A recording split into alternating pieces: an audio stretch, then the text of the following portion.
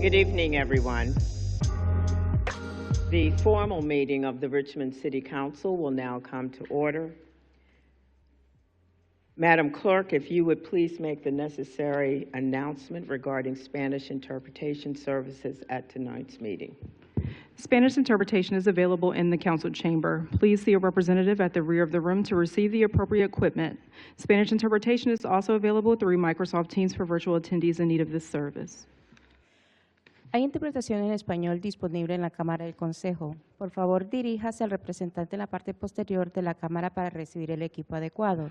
La interpretación en español también está disponible a través de Microsoft Teams para los asistentes virtuales que necesiten dichos servicios. Thank you. At this time, the invocation will be offered by Reverend Dr. Rodney L. Green, Sr. of Trinity Baptist Church, and the invocation will be followed by the Pledge of Allegiance. Reverend. Thank you. Thank you. Let us bow our heads for prayer. Almighty God, before we consider a resolution, pass an ordinance, or make an appointment, we first want to take the time to say thank you. We realize that without you, the business of this great city could not be conducted. Now grant us the courage, wisdom, and foresight to provide for the needs of all our people and to fulfill our obligations in this community. Help us to further realize the purpose and plan for the city of Richmond. And Father God, please bless us to work together on one accord to make sound decisions which will create fair and just policies that are in the best interest of the city of Richmond. And finally, as we come to the close of 2025, we thank you for all that you have allowed us to accomplish this year for the betterment of the city of Richmond. We ask that you continue to keep us in your perfect peace. And it is in your sovereign name we pray and give thanks. Amen. Amen. Thank you, Reverend Green. Thank you. Thank you.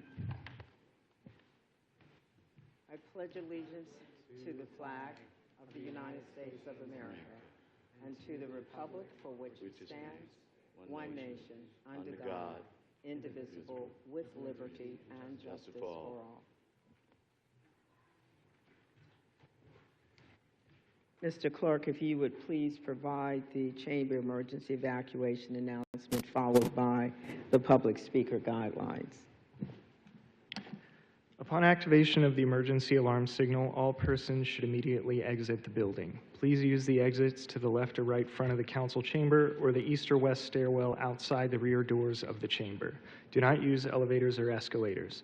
After exiting the building, security will direct everyone down 9th Street to the assembly area located inside the former public safety building parking lot. Able persons should assist visually and hearing impaired visitors with exiting the building. Individuals speaking during public hearings in the public comment period are generally allowed 3 minutes to speak. Persons appearing before council are not allowed to campaign for public office, promote private business ventures, use language of a personal nature which insults or demeans any person, including comments directed at public officials or staff members that are not related to their official duties, or address or question staff members directly. All questions are to be directed to the President of Council. Failure to adhere to the guidelines may result in speakers forfeiting any remaining time and further disciplinary action as necessary, which could include barring from attendance at future meetings of City Council for a period of 6 months. And Madam President, all members of council are in attendance this evening except for Councilor Lynch and Vice President Jordan. You do have a quorum. Thank you, Madam. Individuals standing in the rear of the chamber are asked to be seated where seats are available. And also, applause is not permitted during tonight's meeting. Thank you. Thank you, Madam Clerk. Please call the first name on the list of public comment speakers. The first speaker is Maria Arroyo.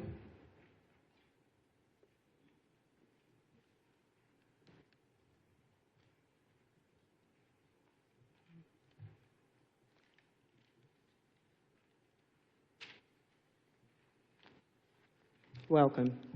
Good afternoon. How are you? Good afternoon, councilmen and members of the council. My name is Maria Arroyo, Rising Up Now, a small nonprofit serving the Southside community. Every program we offer is completely free because for families we serve, free is not optional, it's survival. Tonight, I'm here to speak for families and young people whose voices are rarely heard. Teenagers like Martha, who is trying to figure out FAFSA alone, carrying the dream of college without the tools to reach. Students like Darelis, a high school student who has been bullied and now struggles with anxiety.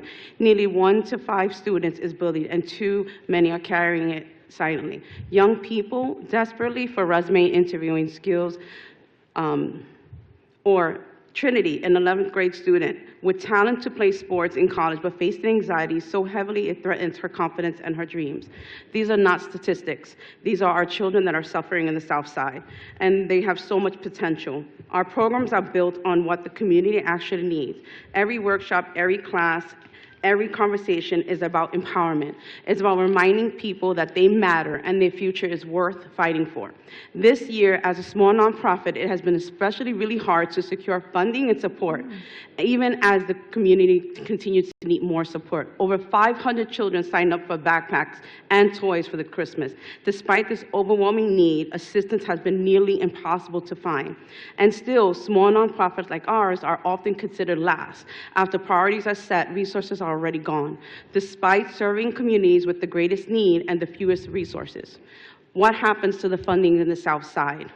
Small nonprofits that are struggling to make ends meet. Where are the free community centers for us to host these events, the workshops, the programs our families are desperately needing? There are no funding in the South Side. It feels like we're barely getting support. So we rely heavily on volunteers and donations because the work isn't available. But because there isn't enough funding to pay people to do it, a place where students age out of foster care can come and spend some time and get resources they need. This is not charity, this is responsibility, this is hope. So we invest in free programs, safe places. We don't just change individuals' lives, we're trying to strengthen families. Families that can't afford it. So I urge the council to prioritize the South Side community, to invest in free programs, youth, and to ensure no child is denied opportunities. Invest in smaller nonprofits that are struggling to get donations. 30 seconds. Families are struggling, children are watching, small nonprofits are doing everything they can, but we can't do it alone. It's time to act now. Thank you. Thank you, Ms. Silverio. Could you state the name of that nonprofit again? Rising Up Now. Thank you. Thank you. The next speaker is Caleb Stewart.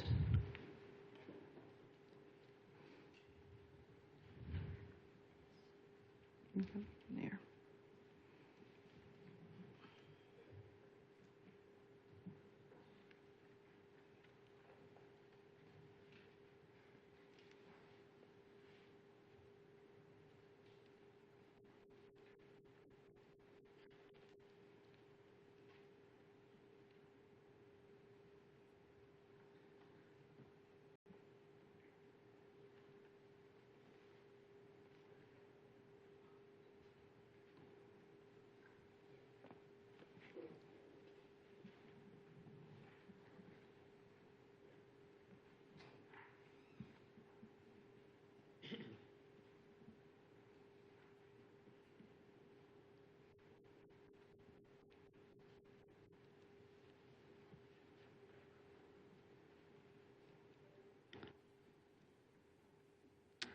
Hello, my name is Caleb Stewart, and I'm a 5th District resident.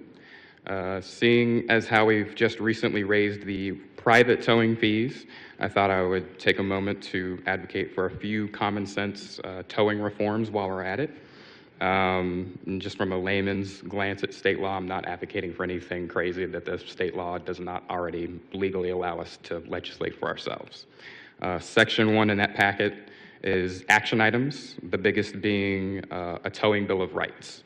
It's basically just a short bullet point list of very basic consumer rights in regards to towing that we have mostly on the books already, but this would just be required to be posted online on the towing companies' websites, given upon first contact with the vehicle owner, and also along with any other paperwork. A good example of this would be a private towing company tow truck driver saying, hey, you owe me $100 for this drop fee, but really in city code, it's $40, and the person might not know that, and that would help prevent this. In regards to city towing, there seems to be a little gap of resident sentiment in terms of heavy-handedness, perhaps, in regards to street cleaning, special events towing, stuff like that. I think some procedures need to be maybe straightened up, or perhaps just analyzed to make sure they're getting actually carried out on the boots on the ground, as per the letter of the law and per the procedures. I would also advocate for banning the prowling and patrolling of private parking lots by private towing operators, just waiting for you to get out of your car and go to the wrong spot so they can snatch your car up really quick. That would eliminate a lot of headaches almost immediately. I would also advocate for the creation of a complaint or appeal mechanism before you get all the way to the courts. For instance, Fredericksburg has a pretty good ordinance where they've kind of given themselves a little bit of mediation power. It recommends, hey, this was a bad tow, give them their money back. And usually those are followed pretty good. Yeah, Section 2, some general patterns of concerning conduct, some pretty good popcorn reading in there. But I want to take the focus away from 30 seconds. Actual salacious claims in there, just focus on the patterns of conduct, see what we can do about those. And then for extra credit at the end, I tied it into the mayoral action plan. So yeah, I will be seeing some of you guys later at standing committees and going into more depth and detail about some of the more smaller issues with this, but see you guys later. Thank you. Thank you, Mr. Stewart. The next speaker is Carl Vaughn.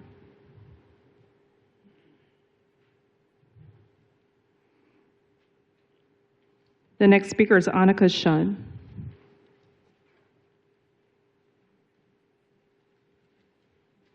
Welcome. Thank you. Good evening. My name is Annika Shun. I am a resident of the 6th District, and I am a housing policy advocate with Housing Opportunities Made Equal, Virginia's only statewide fair housing nonprofit. On behalf of HOME, I want to speak in support of the city adopting an energy efficiency program. HOME has made some recommendations to the city for a comprehensive displacement prevention approach that implements a variety of tools and initiatives to help Richmonders, particularly vulnerable Richmonders, stay in their homes and communities. An energy efficiency program would be a flexible and much needed addition to the city's displacement mitigation toolbox. A recent study by the Community Climate Collaborative found that 1 in 3 Richmond households has a high energy burden. That's over 28,000 households that pay 6% of their income or more for energy bills. And over 20,000 households have a very high energy burden, meaning that they pay over 10% of their income. We also know that energy burden is heavily concentrated in majority Black and low-income neighborhoods that have faced redlining, discriminatory zoning, appraisal bias, and other structural disinvestment. These are the same communities that have seen rapid loss of their Black residents as artificially depressed home values spike under the pressure of increasing competition for limited homes. State and utility funding sources have strict requirements and funding limitations, and federal funding for weatherization and energy are increasingly at risk. Now more than ever, our residents need flexible local support. Committing to an energy efficiency program would be a win-win for the city, as it would support our common goals of sustainability, affordability, and inclusivity. Thank you. Thank you. Madam Clerk, do we have any? Madam President, there are no additional speakers for the public comment period. Thank you. With that, I'd like to thank everyone who came down this evening to provide us with public comment and/or feedback. We will direct the concerns to the appropriate administrative entity for any review and feedback to you. Thank you. With that, Mr. Clerk, let's move on to review any amendment to tonight's agenda. The amendments to tonight's agenda are as follows. Item 1, Ordinance 2025-014 will be continued to the Monday, February 9th, 2026 council meeting. Item 4, Ordinance 2025-215 will be continued to the Monday, January 12th, 2026 council meeting. Item 5, Ordinance 2025-228 will be continued to the Monday, January 26th, 2026 council meeting. Item 22, Ordinance 2025-258, Item 23, Ordinance 2025-259, and Item 27, Resolution 2025-R043 will all be continued to the Monday, January 12th council meeting. Item 29, Ordinance 2025-180, and Item 33, Resolution 2025-R046 will both be continued to the Monday, January 12th council meeting. Item 34, Resolution 2025-R050 will be amended later this evening and then continued to the Monday, January 12th council meeting. Madam President, those are all the amendments to tonight's agenda. Thank you, Mr. Clerk. Does any member of council have any additional amendments to tonight's agenda? Madam Chair, Councilwoman Robertson. I would like to request agenda item number 2, ordinance 2025-209, to be moved to the regular agenda. I didn't hear the last thing you said, to be moved to Agenda item number 2025, 209? yes, to the regular agenda. Okay. Is there a motion to accept the agenda as amended? Is there a second to Ms. Robertson's motion? Second. Humbly apologize. Yes. Now, is there? Council is now We'll call voting. the question. We have the first, the second. We'll call the question.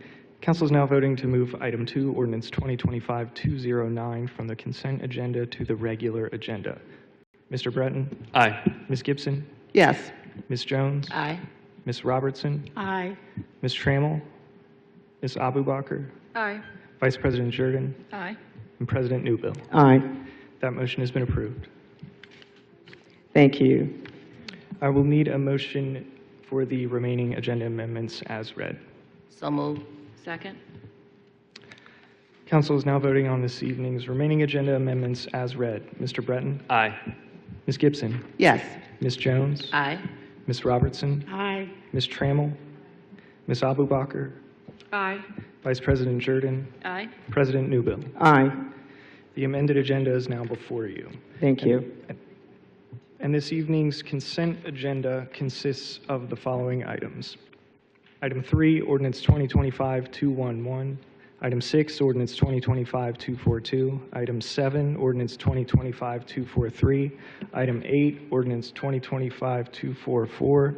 Item 9, Ordinance 2025-245. Item 10, Ordinance 2025-246. Item 11, Ordinance 2025-247. Item 12, Ordinance 2025-248. Item 13, Ordinance 2025-249. Item 14, Ordinance 2025-250. Item 15, Ordinance 2025-251.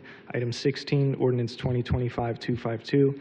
Item 17, Ordinance 2025-253. Item 18, Ordinance 2025-254. Item 19, Ordinance 2025-255. Item 20, Ordinance 2025-256. Item 21, Ordinance 2025-257. Item 24, Ordinance 2025-260. Item 25, Ordinance 2025-261. Item 26, Resolution 2025-R041. And item 28, Resolution 2025-R045. Those are all the items on tonight's consent agenda. Thank you, Mr. Clerk. We will now have a public hearing on the consent agenda items. Are there persons present in the audience this evening desirous of speaking in opposition to any item on the consent agenda? If you would come forward.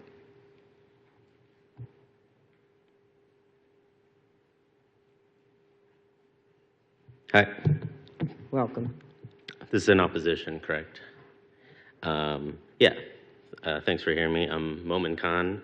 I would like to request a continuance for item number 8 in the consent agenda. It's regarding the new park in Randolph. I would like to request a continuance until at least draft 3 of the code refresh comes out for that item. I greatly value that the Randolph Neighborhood Association had a ton of support behind this. I believe it was around 70 neighbors voting for it. And I really greatly appreciate that the City Council is willing to incorporate neighborhood feedback like that. I think it really boosts trust in the process. So thank you for all that. That being said, I believe the residents and city planners should have more opportunity to be able to discuss zoning for plots like that as the new drafts come out. I believe that if you lock down the zoning of a plot like that to definitely be a park, I believe it kind of adds some friction to the process. If it ends up being a park in the end after all the drafts and everything, I think that's great. But I think it's kind of unfair to just lock down that zoning so early in 2025 when we haven't even had draft 3 come out. Yeah, so I live in Oregon Hill, and our neighborhood association, for example, also voted to turn the plot across the street from there, across the roundabout between Randolph and Oregon Hill. We voted to recommend that plot be an RA zone. I personally believe the whole area is prime for mixed-use development, so I personally would like it to be MX5 or something like that. And I really am glad that I have the time in the draft process to share that idea with my neighbors and city planners. And I'm glad I have more iteration on that. I feel like this park plot should also be able to be discussed and iterated upon as the new drafts come out. I would hate for my neighborhood association to lock down a plot into a specific zone this early in the process as well. So thanks. Thank you. Do we have any others present desirous of speaking in opposition to the papers? Any item on the consent agenda?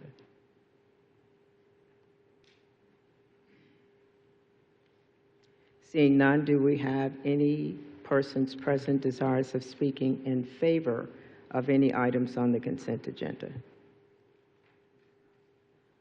If you would come forward.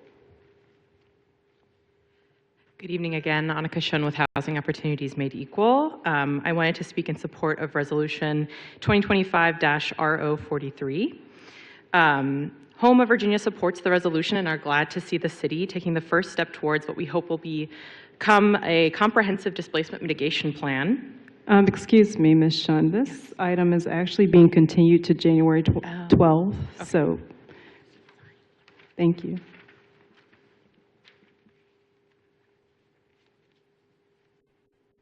Hello, my name is Casey Miller. I'm a resident and renter in the 7th District, and I'm here in support for the first, I believe it's the first or second and third items underneath the consent agenda.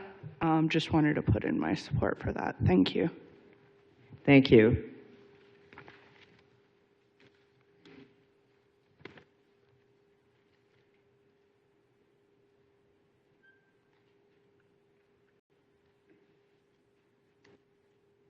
Yes, sir. You're speaking in favor of a paper on the consent agenda. Is that correct? I expect that I am. I'm speaking in favor of 3 ordinances, and I think some of them have landed in the consent agenda. Thank you, council members, for this opportunity to speak in support of ordinances 2025-209, -210, and 211 before you tonight for your vote. Madam President, the only Yes. item that's on the consent out of those items is 211. 209 and 210 are on tonight's regular agenda. Thank you. With that clarification, are you desirous of speaking to ordinance 2025-211 at this time? There will be a public hearing on papers that are on the regular agenda. Okay. My name is John Gass. I'm a resident of the 3rd District, Sherwood Park on the north side. Tonight you have an opportunity to get on the right side of the issue of transparency in city government. City documents available to a free press is a baseline of healthy governance. Open meetings encourage fairness and responsibility to the citizenry. City staff records, open to sunshine, build confidence and accountability in our government. Far too often, we've seen the results of a non-transparency before. Council has this opportunity to usher in a new era of open book governance. No more shady deals and secrecy of past administrations. One example over several previous administrations has been the mismanagement on a scale from incompetence to criminal activity, and then the resulting cover-ups. Misuse or abuse of city credit cards is not a mistake, it's stealing, it's a crime. Award of city jobs and sweetheart contracts to employees' relatives and friends is not poor oversight or judgment. It's a form of embezzlement, it's a crime. Often we hear much later that a city employee has left the city by a mutual decision under a cloud of suspicion. We hear that a six-figure settlement has been provided under a non-disclosure agreement. If it's criminal, charge few individuals, quit paying out hush money, and make working for the city an honorable endeavor, as personified by the many dedicated government staff I've met at City Hall.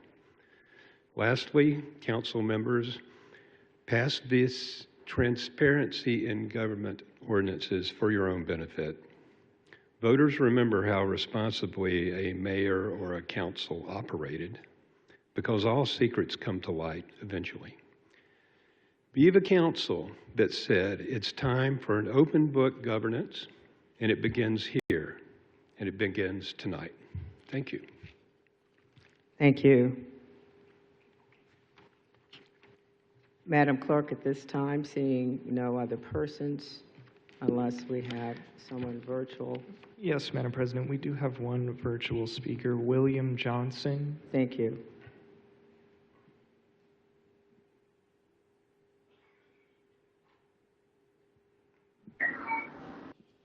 Hello? Yes, we can hear you. You can hear me. Yes. I'm looking at the version of the agenda that was supplied online. I downloaded it, and that's what I'm looking at. Is 209 in this portion of the agenda? Madam I'm President, looking to speak to 209. that item has been moved to tonight's regular agenda. There will be a public hearing for that item when we get to it in the meeting. Okay, and 211? 211 is currently on this evening's consent agenda, so you may speak to that ordinance. I would like to specify that I am approving of this agenda. I like this. I guess that's all I need to say on that. What about number 210? 210 is on this evening's regular agenda. There will also be a public hearing held for that item as well. Okay, and 240, is that going to be included on that regular agenda? Correct, yes. Okay, thank you very much. I'll wait till then. Okay. Thank you. With that, no other persons desirous of speaking, the public hearing is now closed. Bring it back to council for any discussion.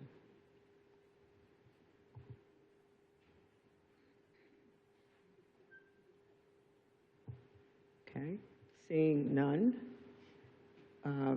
Madam Clerk or Mr. Clerk, please call the question. Council is now voting on the consent agenda as presented. Mr. Breton? Aye. Ms. Gibson? Yes. Ms. Jones? Aye. Ms. Robertson? Aye. Ms. Trammell? Aye. Ms. Abubakar? Aye.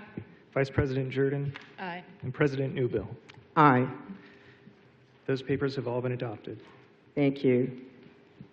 Madam Clerk, let's take up item 30 at this time, please. Madam President, since item number 2 was moved on to the regular agenda, would you like to handle that item first? Before item 30? Oh, 1 second, please. Yes. All right, the first regular agenda item for this evening is item number 2, ordinance number 2025-209, to amend City Code concerning the filing of statements of economic interest for the purpose of requiring more detailed disclosure forms of members of certain boards and commissions. That paper is before council. Thank you, Madam Clerk. Would the lead patron like to provide any comments at this time?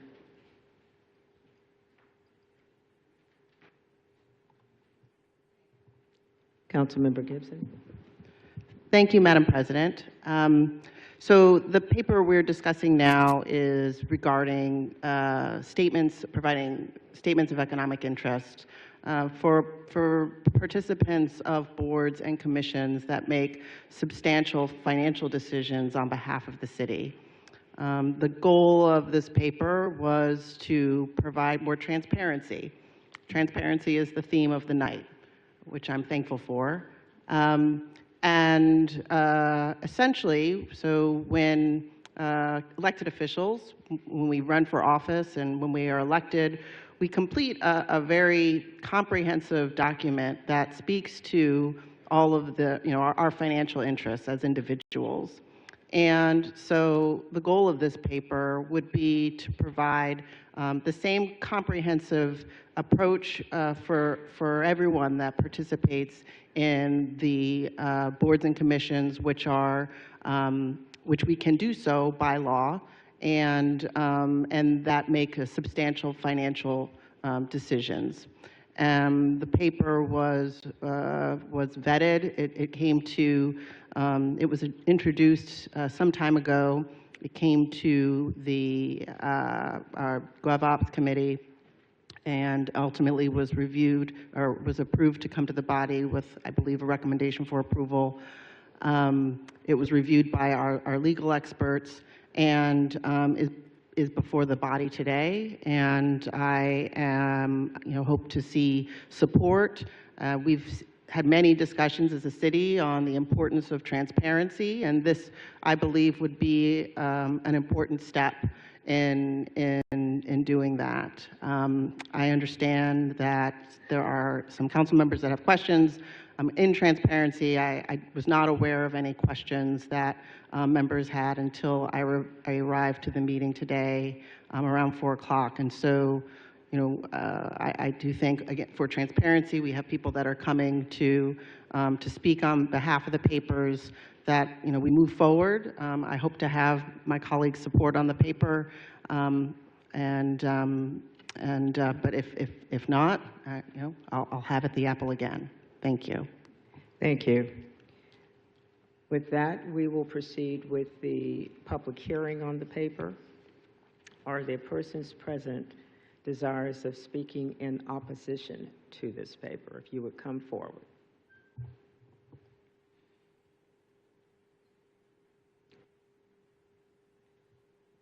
Seeing none, are there persons present desirous of speaking in favor of this paper? If you would come forward.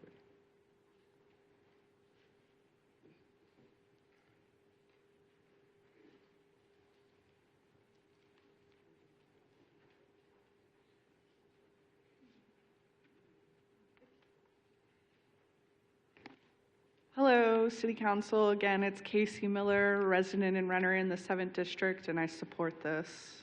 Thank you. Thank you.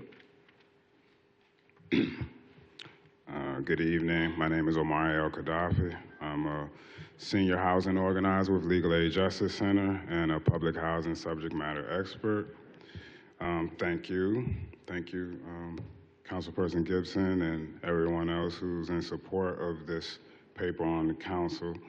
I think that this paper does a lot to restore people's faith in the democracy, during these times where people have a lot of angst around the perceived lack of accountability for officials and elected officials all around the country. This proposal is it's great. It's great for local government. With this ordinance, the Board of Commissioners at RHA, Richmond Redevelopment Housing Authority, will reveal their economic interests It's very timely as they push toward transferring Gilpin Court to their subsidiary, which they also recently applied for CDFI status for the subsidiary. Millions of dollars have already moved in and out of this subsidiary over the past few years with, virtually no accountability. It didn't even come before RHA's Board of Commissioners. They've been pushing this plan, and it's given the residents and a lot of other citizens of this city a lot of worry. While the mayor and council persons had concerns about the proposal that was being pushed forward by the Housing Authority to transfer this property to the subsidiary, they were steadily holding votes, trying to get it pushed through. They brought it up for a vote like 3 times, before this body and also the mayor's office stepped in to give their opinion. There's a real transparency and accountability crisis at RHA. At the last board meeting where the mayor spoke November 17th, the commissioner who actually resides in Gilpin Court said that she wanted to make sure, she had a lot of questions about how the money is being spent at this subsidiary. When is it going to come back to the residents? And I think that this will help us have some transparency, because we don't want it to be people are voting and people are doing business with the subsidiary. We don't even know what's going on. 30 seconds. Yeah, I think I support this proposal, and I hope you guys will too. All right, thank you. Thank you. Hello, my name is Kiara Harris. I'm a proud member of Gilpin Forum Residents, a public housing group demanding accountability in strong support of Ordinance 209. Ordinance 209 and also 210 is the legislative antidote to the government crisis that we are having at RRHA. These laws directly empower residents to fight for our control and accountability over public housing. The Richmond Development Corporation is the entity RRHA plans to transfer Gilpin Court property to, and we fear it will lead to private control without residents' oversight. Ordinance 209 requires financial interest disclosures for Richmond Redevelopment and Housing Authority board members.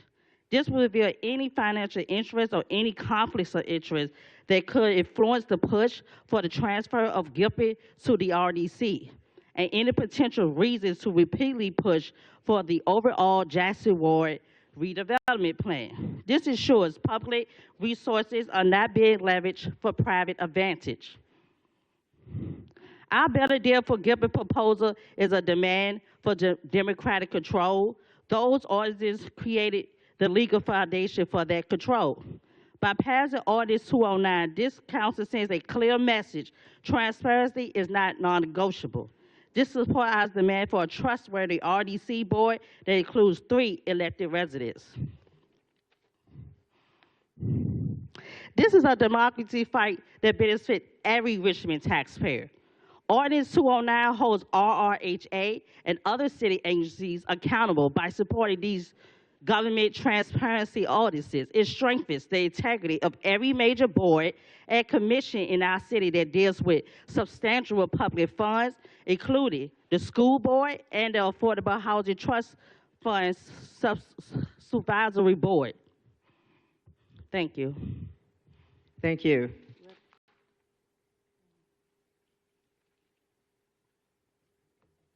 Hi, my name is Sylvia Davis, and I'm a Gilpin Forum resident. I am here in support of Kenya Gibson, 209 and 210 as well, because there should be transparency held. There should be all of the secrecy. My grandson almost died, and there was no accountability. And, we go to the board meetings, we're locked out, we have to sit out there, we don't know what's going on. They cut the videos off. And in order to keep us informed of what's going on in our community, then there has to be some transparency. They post what they want to post, and what they don't want to post, they don't post, and that's not right. And we need y'all to change that. I've been coming here ever since I was paid to come here, and I haven't seen nothing change. Thank you. Thank you.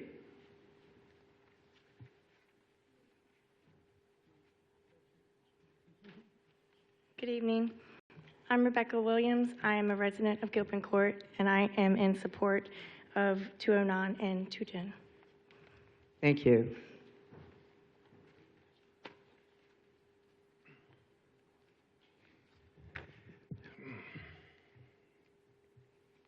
Hello, my name is Johnny Fuller. I'm with the Richmond DSA. The Richmond DSA stands in solidarity with the Gilpin Informed residents. Everything you said, you should listen to them. I wasn't planning on speaking tonight because I look at ordinance 2, or item number 2, being on the consent agenda, and I think, oh, goody, the most basic stuff. That's awesome. I'm glad we get that. This is like a no-brainer. I don't understand why we're even having this discussion about something that should have stayed on the consent agenda, been an easy W for all of you. Thank you. Thank you. Before the next speaker speaks, do we have anyone else in the audience desirous of speaking in favor of this paper? If you would come forward. Seeing none, if you will proceed. Thank you. Thank you. Hi, my name is Quentin Robbins. I am the chair of Richmond for All. I'm coming today to express my strong support for the 3 transparency ordinances that Councilwoman Kenya Gibson has put forward. I came in late. I heard that the Ordinance 209 about conflict of interest disclosures was taken off of the consent agenda. Really hoping this goes through. I think it's an uncontroversial and deeply popular rule to make. So again, reiterating our organization's support and our members' support for these papers, and definitely that one in particular. Thank you. Madam Clerk, are there persons who've joined us virtually desirous? Yes. If you would, please. William Johnson, if you would like to speak to this ordinance, you may do so at this time.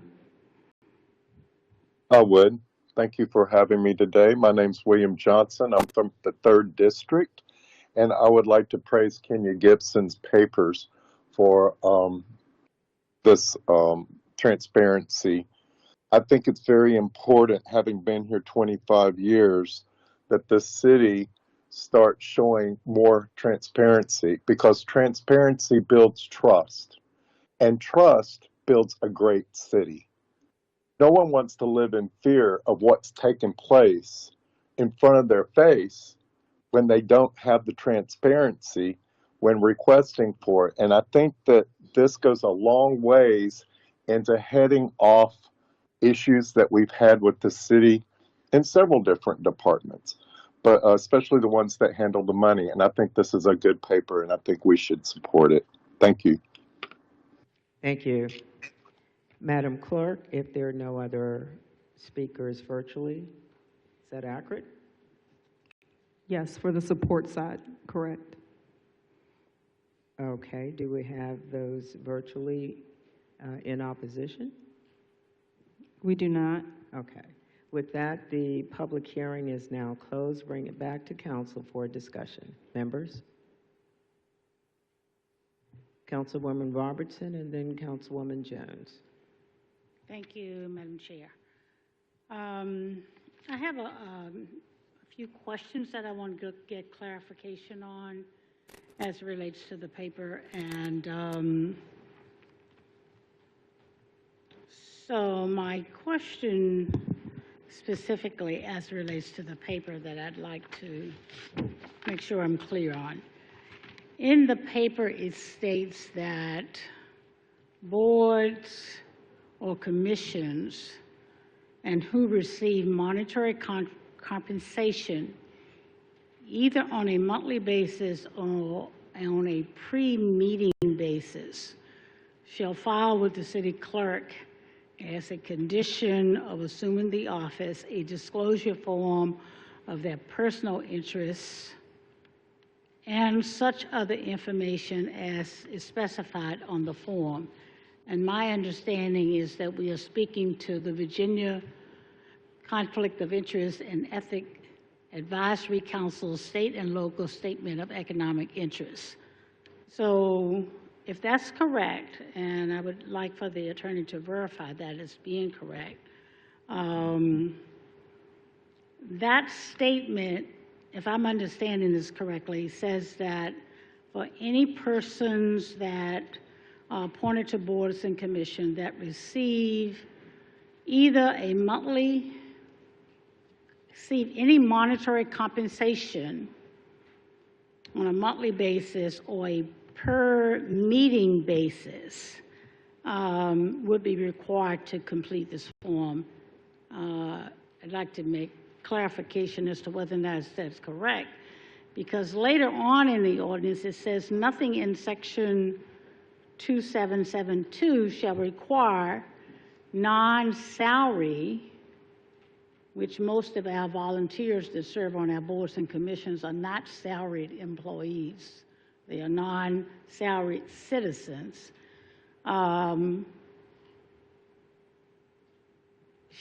Shall require non-salaried citizens who are appointed by council or the mayor to an advisory board or an advisory commission to file this particular statement of economic interest. I'm confusing as to whether or not non-salary. So if we have members that are serving on one of our boards and commissions that are mentioned in the ordinance or not mentioned, or those that are not mentioned, that may be receiving compensation, whether or not, even if it's just for attending meetings, as to whether or not they are required to fill out the statement of economic interest. City Council, yes. Ms. Drury, if you would. Yeah. Can you hear me? Yes. Thank you, Madam President. Thank you, Councilwoman Robertson. So I can't Section hear A. Yeah, we can't hear you, nothing, because we lit up. These mics is on. Can you hear me? Are you able to turn it up at all?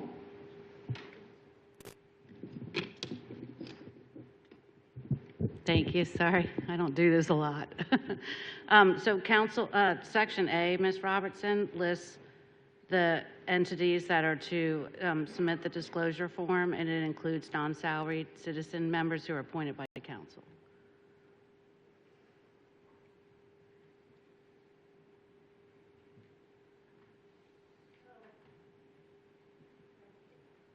Yes, Councilwoman. I'm sorry, Mr. Ray, I'm not sure if I'm following you. In the first section of the paper where it mentioned those persons that are appointed to these boards and commissions that receive compensation either on a monthly basis or per meeting, are you saying that if they are non-salary persons, they are not required to fill out this?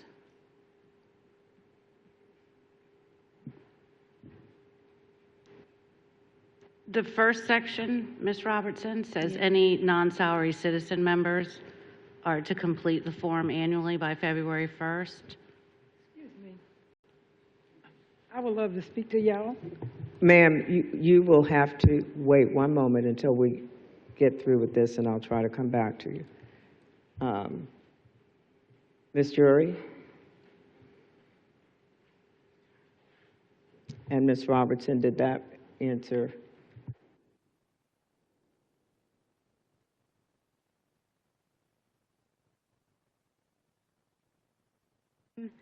Salary citizen member who are appointed to a board or commission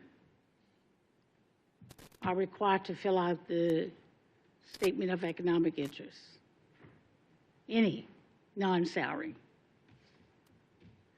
So the statement that is just before the last item on this, where it says nothing in section 2772 shall require non-salary citizens to fill it out. That's where I'm confused. They're required to submit the disclosure form, Madam Robertson, except as specified in those code sections, and I would have to look at that to see where the exemptions are, so that it's Okay. consistent with the state code. Okay, all right. That's my question, the reason why I wanted to put this on, one of the reasons why I wanted to put this on the regular agenda, because I'm not sure what non-salary, in one statement it suggests non-salary citizens that are appointed to boards and commissions are required to fill this form out. For the boards and commissions that I mentioned in this ordinance. And then in another section, it says that non-salary citizens are not required. And so I'm a little confused as to which is which, because I know there are several, well, I know there are boards that receive commission or receive some compensation based on the fact, just based on the meetings that they attend. And so the questions that have come to me from some of those boards is, I'm not sure if I'm required to do this or not required to do this because the ordinance is not clear. I'm not really sure if I know how to respond to that. And from what the attorney is saying, I'm not sure that I can answer that because I don't know what those conditions are that non-salary members that may be serving and receiving some compensation for each meeting that they attend, as to whether or not they will be required to fill out a statement of economic interest. And the statement of economic interest requests that the person that is serving would provide on this form all information on their personal debts above $5,000. Not that it's related to any, just their personal debt and their immediate household would have to fill out this form with all of their personal data, names of banks, credit unions, or any other financial company, insurance company, stocks, their personal information of any debts that they may have, and the name of the credit company, and so forth, bank, stocks, commodities, private educational institution that you may have a debt with, personal debt with, above $5,000. It requires that you displace that, you put all that information for your entire immediate family on this form. And I think some of the concerns that I've heard mentioned so far this afternoon, any securities that you may have, any bonds you may have, any stocks, mutual funds, limited partnerships, would have to be added to this form for a person that would be serving on a board or commission that may get a stipend, we call it, for a monthly meeting that they attend. For themselves and their immediate family is what this form requires. And as it relates to some of the concerns that I know that we are trying to address, which I'm 100% in support of, but I just want to make sure that the people that we are appointing to our boards and commissions realize that this form will ask for all of their personal information, financial information, and which may not be related to like the housing authority organization making policy decisions and so forth. So I would really just need to be able to answer that to those persons. Ms. Drury, any further clarification regarding compliance for non-salaried or salaried? I think if I'm understanding the question, Madam President and Councilwoman Robertson, the first section is applying to the Board of Commissions who receive monetary compensation. And the last section you're referring to, Ms. Robertson, is discussing advisory boards and commissions. And I think that's the distinction.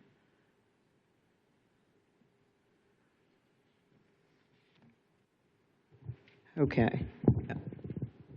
Councilwoman Jones, and then I'll come to Councilwoman Gibson. Thank you, Madam President.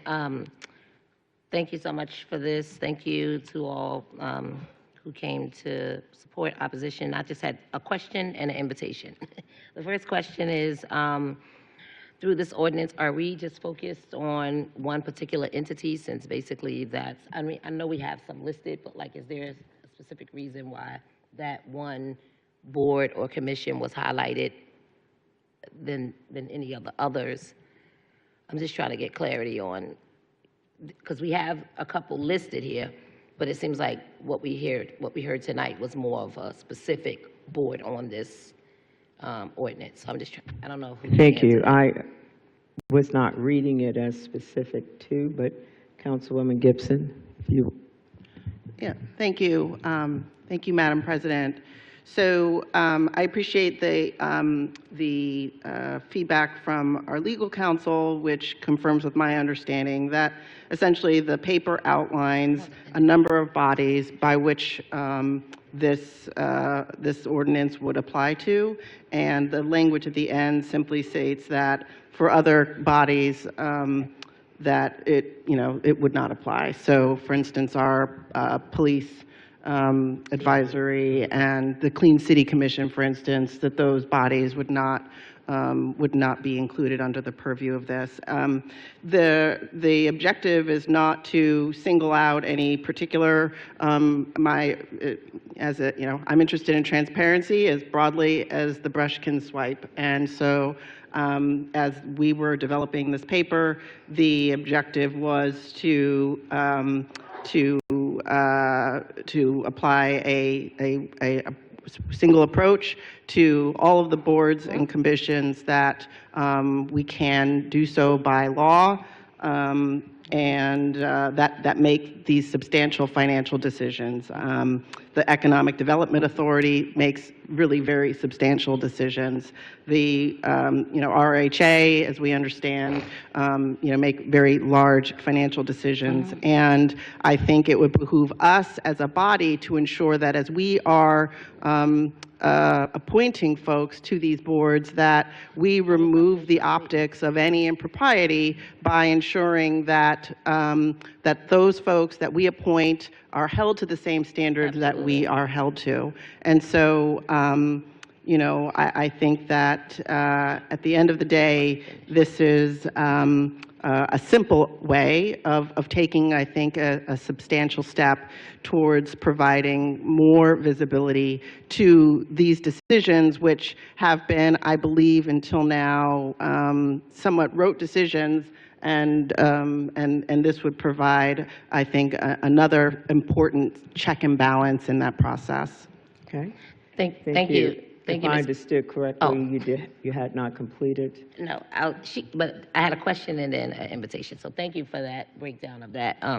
That was super helpful. And the other thing that I just wanted to make note or make clear, or publicly state on the record, that while we are speaking on the topic of transparency and what we're attempting to do with these ordinances, I think it is only right that we also say to the public that these boards and commissions are open to the community and to the public. And so in a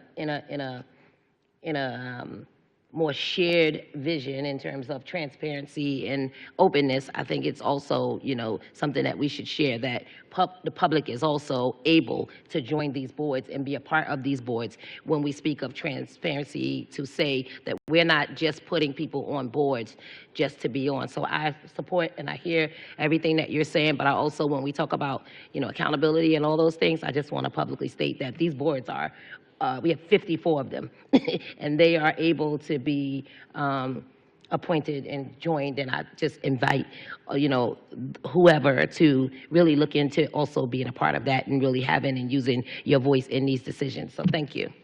Thank you. Councilmember Robertson. Thank you, Madam Chair. Just want to do another follow-up. It's not any opposition to transparency. I just want to be sure that we are clear that what we are asking for is for personal financial information, not necessarily, that this form does not align itself with those organizations that maybe we're speaking of. But my question that I'd like to know from the clerk, if I'm looking at this paper correctly, the Capital Regional Airport Commission, the Economic Development Authority, Richmond Transportation Authority, the Richmond Redevelopment Housing Authority, Affordable Housing Supervisory Board, Planning Commission, Retirement Board, or Board of Trustees, the Greater Richmond Transit Company Board of Directors. The question I have is, at the present time, any of those organizations required to complete the state and local statement of economic interests? Have they been required to do so? I know the council members are.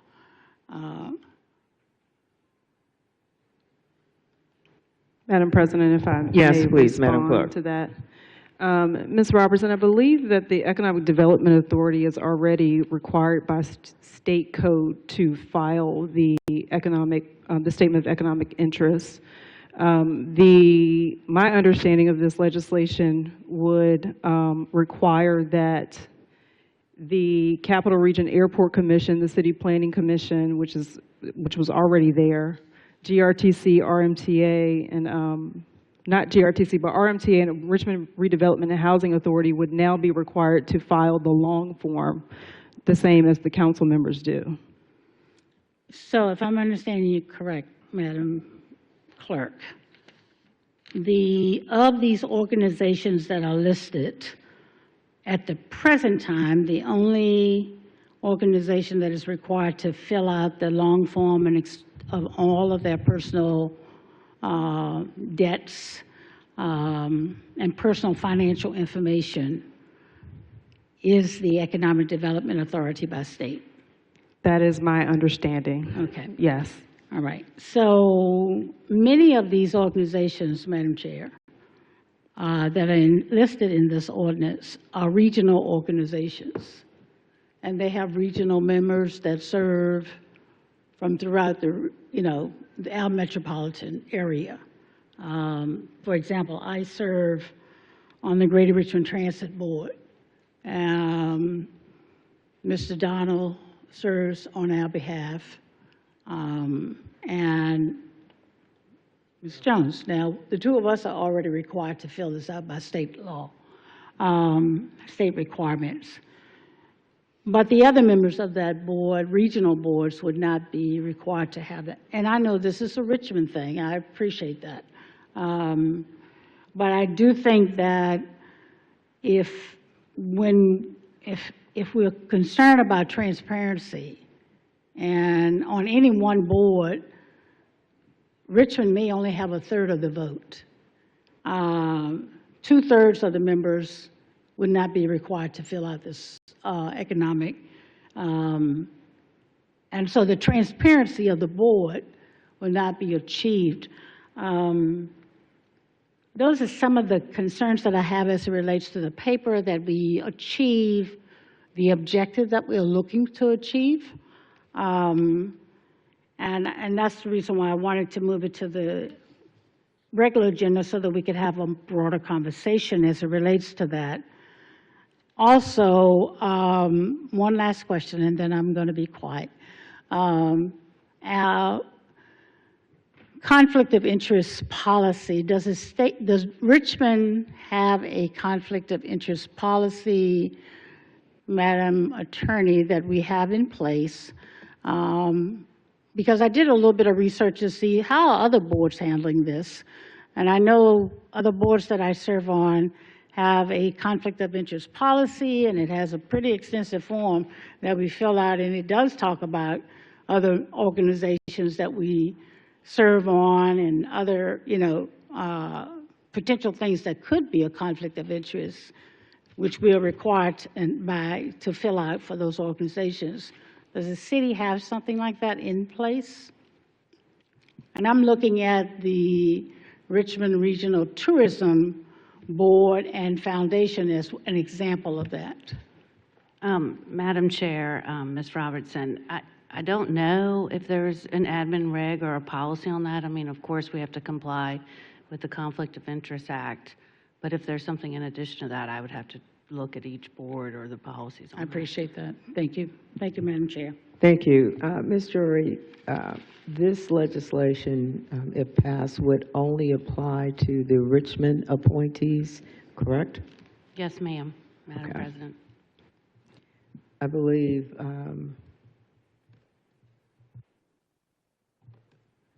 okay, did you? Thank you. Any other comment from members? The young lady that came forward, were you wanting to speak to this specific paper?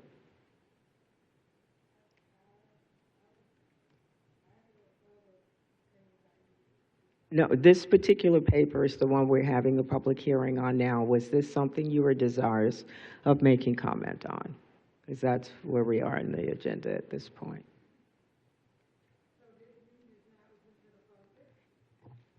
It is. That's why I'm inviting you, if you have comment on this particular paper, which is before the body for discussion at this time. If it is not, then there are certainly, I'm not sure which papers you were wanting, but there are others on the regular agenda as well.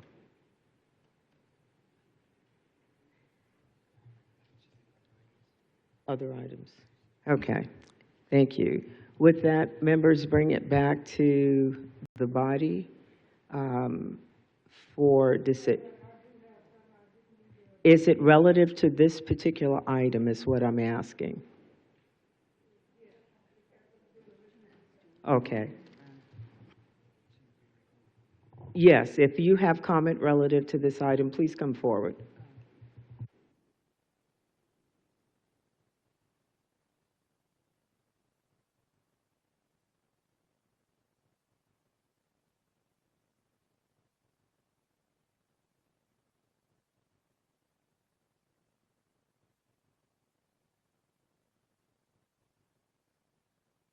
Yeah, because with my situation with... Ma'am, can you please speak into the microphone, please? My name is Mrs. Zamira, and I agree with them with this issue with the Richmond Development, because from day one, I only had my voucher for about 6 months, and the apartment that I moved in, I had bugs from day one, and I got pictures right here that I can Okay. show y'all, and I had problems from day one. Okay, so that is a different RRHA subject, and I hear you, and I would like to have a person from the administration meet you in the back to receive and have Okay? you provide that information so we can follow up. Mr. Vonk, is that you? And somebody needs to follow up on this Yes. issue. Yes, ma'am. There's nothing Miss- having not been did about it. I hear you. Mr. Vonk is coming, if you would meet him in the back. He's going to meet you in the back to receive the information you have and what you'd like us to follow up on. It's the gentleman walking straight there. Thank you. Madam Clerk, if you would call the question on this paper. Council is now voting on item number 2, ordinance number 2025-209 as read. Mr. Breton? Aye. Ms. Gibson? Yes. Ms. Jones? Yes. Ms. Robertson? No. Ms. Trammell? Aye. Ms. Abubakar? Aye. Vice President Jordan? Aye.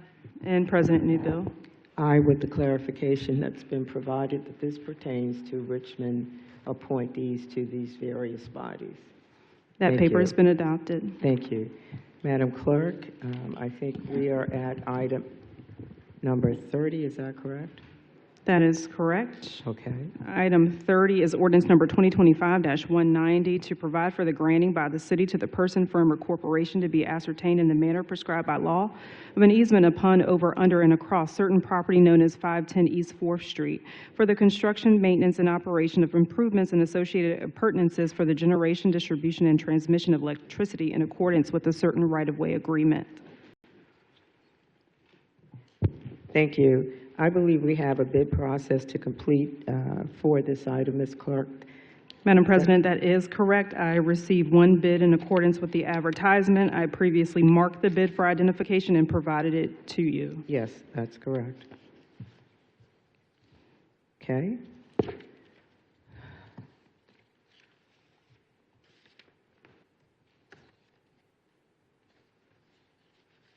Okay. Madam Clerk, would you like me to go through this, or do we have this presented someplace else? Madam President, If not, I will need... go. Yeah, Yes. I'll go on and summarize the bid. Thank Okay. you. What this references is a cover letter to you, Ms. Reed, from Virginia Electric and Power Company, a Virginia Public Service Corporation doing business in Virginia as Dominion Energy Virginia, bid response and $50 bond check for ordinance number 2025-190, scheduled for Monday the 8th, which in fact was moved till today, December 15th. Please let me know if you require anything additional. And so what we have here is the respondent, Dominion Energy, wishes to obtain a 30-foot wide utility easement, collectively the right-of-way agreement to install and maintain infrastructure to serve new improvements located on city property 510 East 4th Street. And the parcel number is indicated here, S00903399028. In conclusion, Dominion Energy submits that it is ready and able to perform the operations under the right-of-way agreement and is uniquely able to do so. The owner of the infrastructure that will be installed within the easement. The project has no foreseen impairments to the city. This is John Perkins, right-of-way distribution, Dominion Energy, Virginia. I will state additionally, it is stipulated that the right-of-way agreement is necessary for Dominion, Virginia to provide electric service to a new apartment complex being built across the street. The right-of-way allows Dominion, Virginia, the legal right to access the property to install, operate, maintain, and repair facilities needed to provide electrical service to the communications operation. There would be no foreseen impairments or disturbances to the property other than those that result during actual construction of activities to which Dominion Energy Virginia would restore the disturbed area to a condition consistent with or nearest possible to that prior to construction.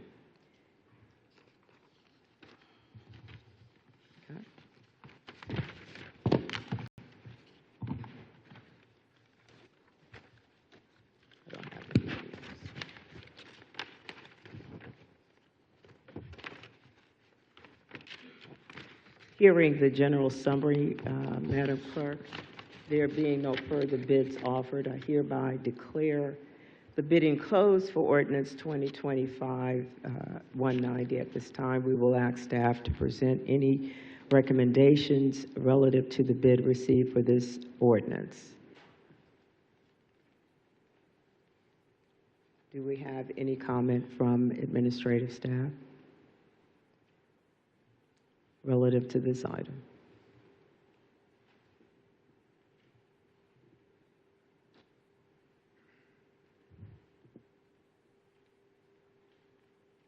Good evening, Council. Good My evening. name is Chris Nazamis. I'm with the Real Estate Strategies Group.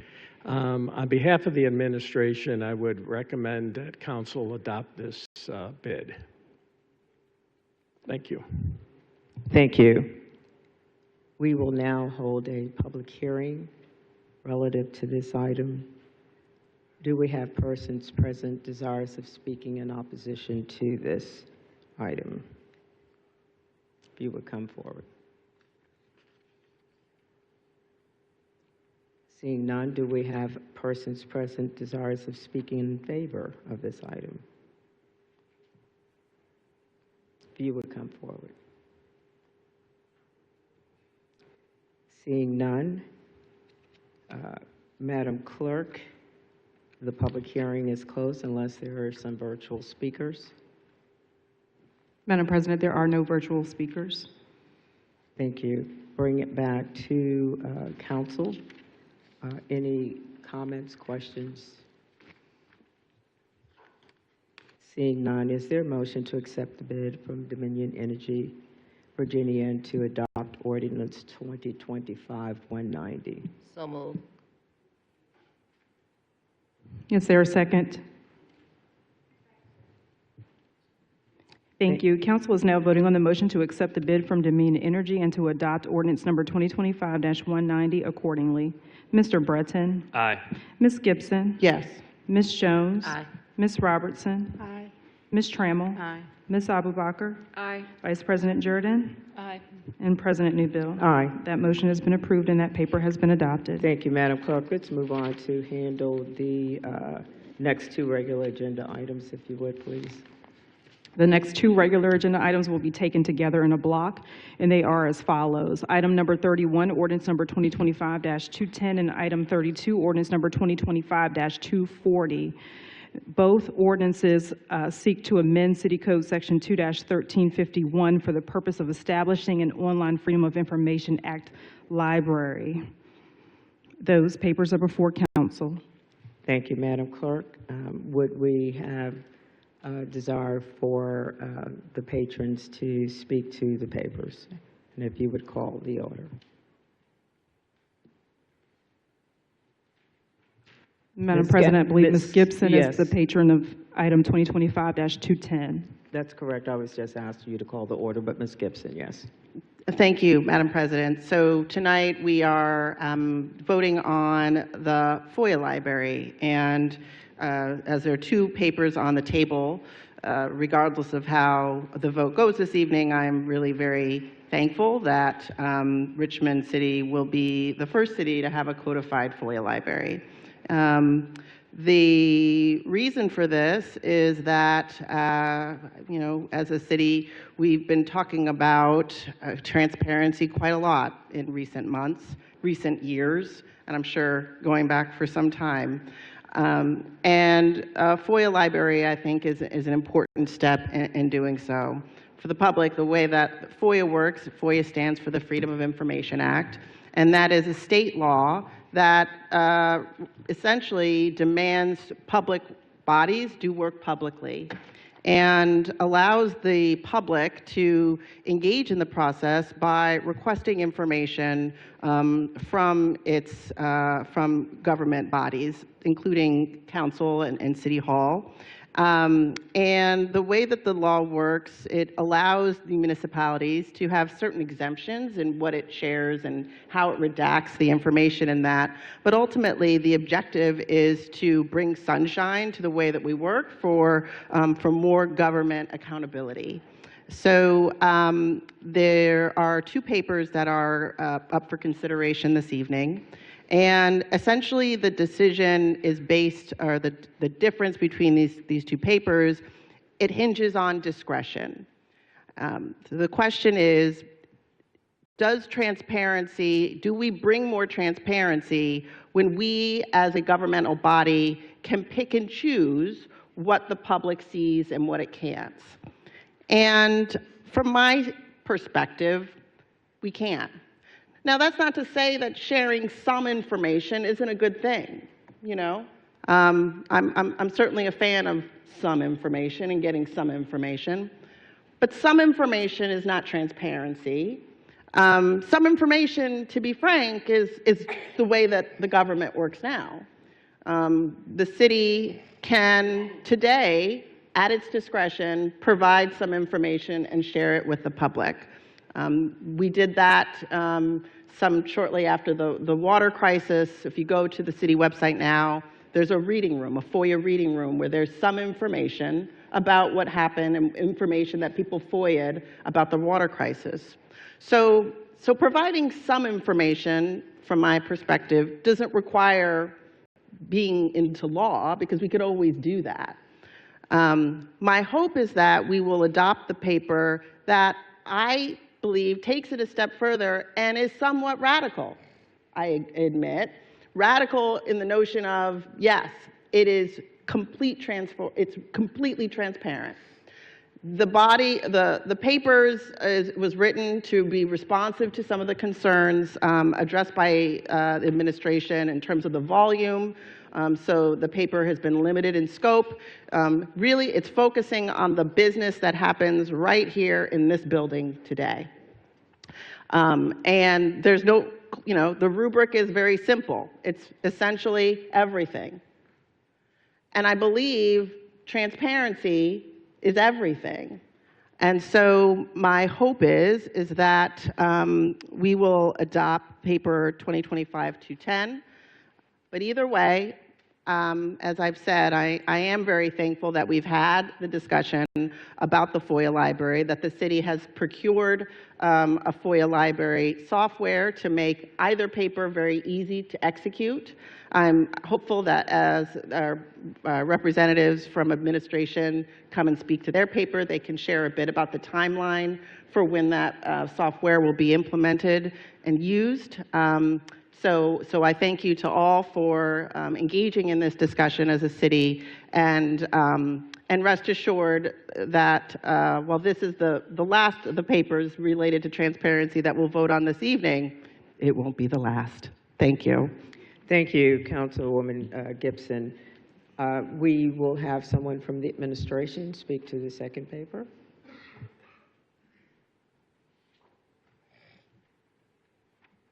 Good evening, Madam Chair, Madam Vice Chair, City Council members. I'm Ross Catro. I'm the Director of Communications. And first, I'd like to introduce the city's FOIA manager, Julia Holmes, real quick. Good evening, President Newbill, Vice President Jordan, members of council. As Ross was saying, my name is Julia Holmes. I am the city's Freedom of Information Act manager. I come before you to speak about something I'm passionate about the importance of FOIA for the city of Richmond. On a daily basis, the Freedom of Information Act serves as a significant tool in demonstrating the city's commitments to accountability, transparency, and open government.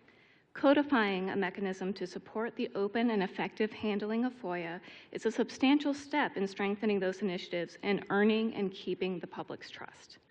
I am grateful to have participated in the thoughtful work done by the administration to bring forward Ordinance 225-240. The paper addresses the complexities of managing FOIA and affords us the opportunity to not merely fulfill requests, but to provide meaningful access to public records. I strongly support the adoption of Ordinance 225-240 and believe it will greatly benefit our community. Thank you very much for your time and consideration. Thank you. Thank you, Julia. So yes, 240 will establish a FOIA library for the city of Richmond, something that, as Councilmember Gibson mentioned, we first piloted after the water crisis. The FOIA library will provide a searchable record, a searchable database for residents that will include both the FOIA request and the records responsive to that request. The ordinance that the admin has put together balances our strong commitment to transparency and accountability with some serious concerns about privacy and security. We are very excited and proud of the ordinance we put together, and I'm excited and proud to be here in front of y'all tonight. And as for timeline, as mentioned, we have procured FOIA software. We are in the implementation stage of citywide implementation for the FOIA software, and I think we will be rolling out a pilot library in a couple months, and we should be able to implement as described in the admin's ordinance before the July 1st implementation date. Thank you. With that, we'll proceed with public hearing on both papers. I will invite those present desirous of speaking in opposition to the papers. It is. Yes, that's what I said, to the papers. Yes. If we have persons desirous of speaking in opposition, I'm sorry, having a hard time hearing, in opposition to the papers, please come forward.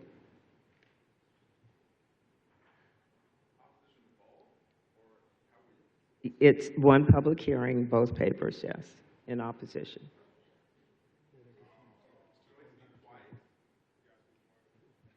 Okay, let's do it this way. We'll have one public hearing. You can come forward and share what you consider to be the best of the two papers from your perspective and review. Okay, back again. Oh, I pushed a button. I hope I didn't mess anything up. Okay, hello, my name's Quentin Robbins. I am the chair of Richmond for All. I am here to speak in strong support of Ms. Gibson's library. As stated before, this is fundamentally about discretion, and I think in several consecutive administrations in this city, we have had issues with discretion in the sharing of public information. As is well known, there is a lawsuit going on against the city's former FOIA manager for allegations of improperly handling FOIA procedure. And this is not about someone doing anything wrong, right? This is about demonstrating to the public that our information belongs to us. So, point number one. Point number two on privacy. I've been to some of the subcommittee meetings. I still find that a little bit confusing. FOIA protects private information. So unless we are at this moment releasing public information of people, private information of people that shouldn't have it, I don't think that's the issue. And then on the third point, which I think is probably the most important part of this too, for council to consider, is that at this point, nobody has to release anything, right?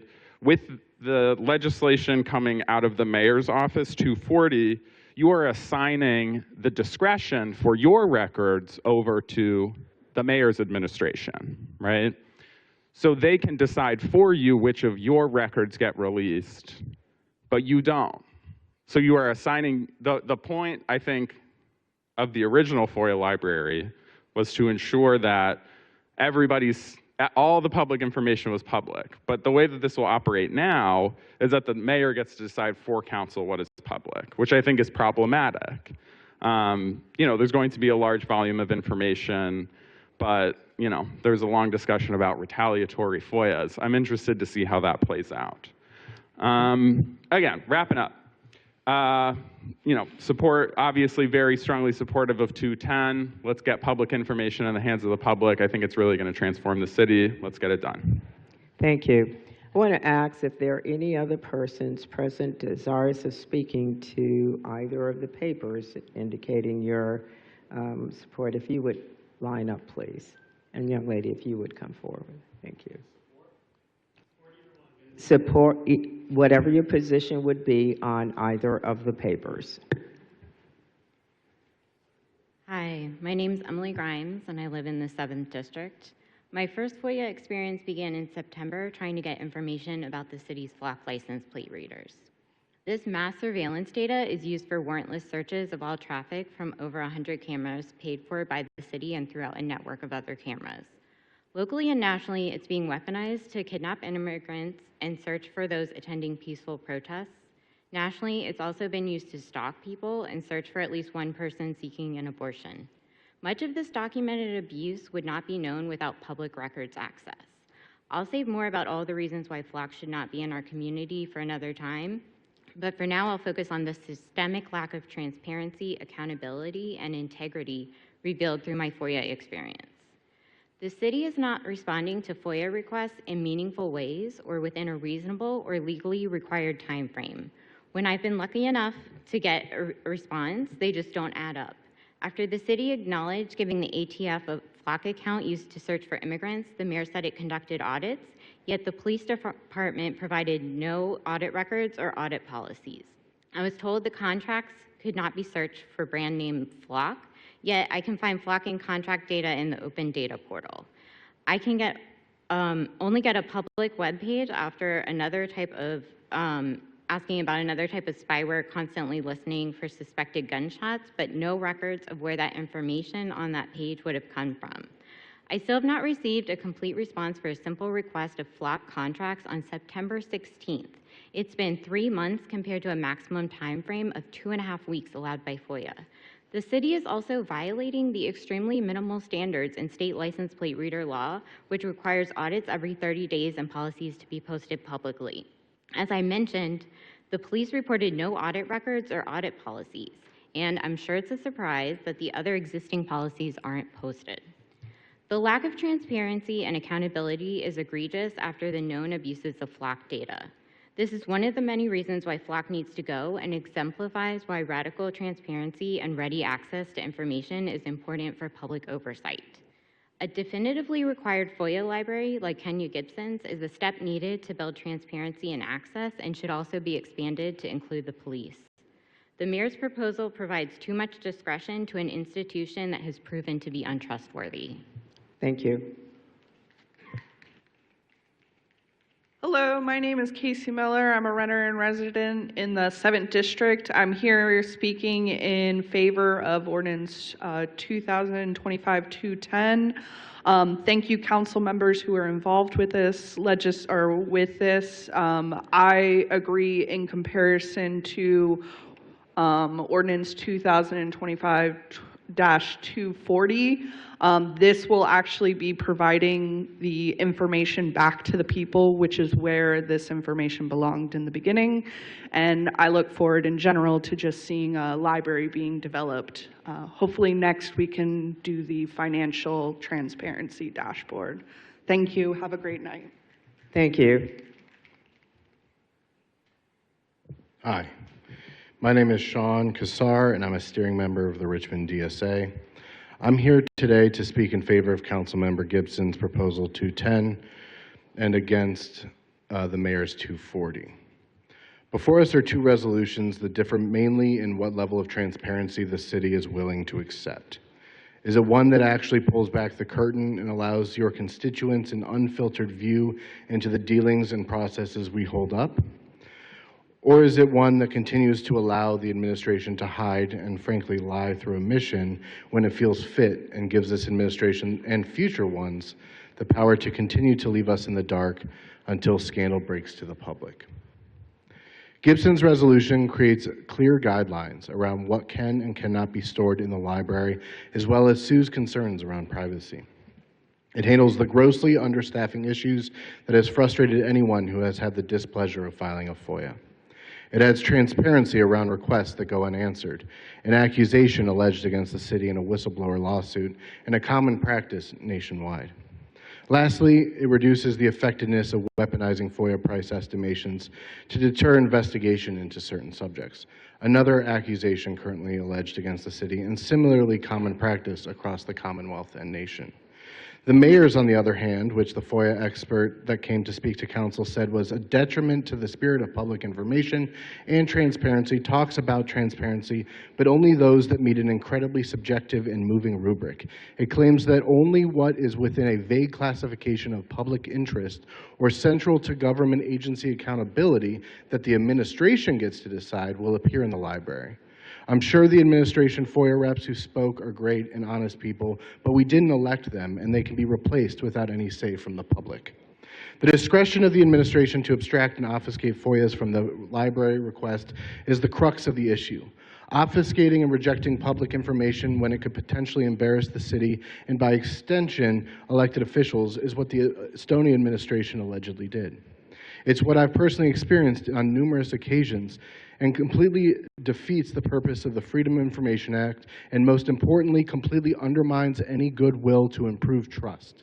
A better and cheaper way to hide illegal or embarrassing scandals is to simply not commit them so frequently. Radical change is needed to win back the 30 public's seconds. trust. Keeping things business as usual is simply unacceptable. Thank you.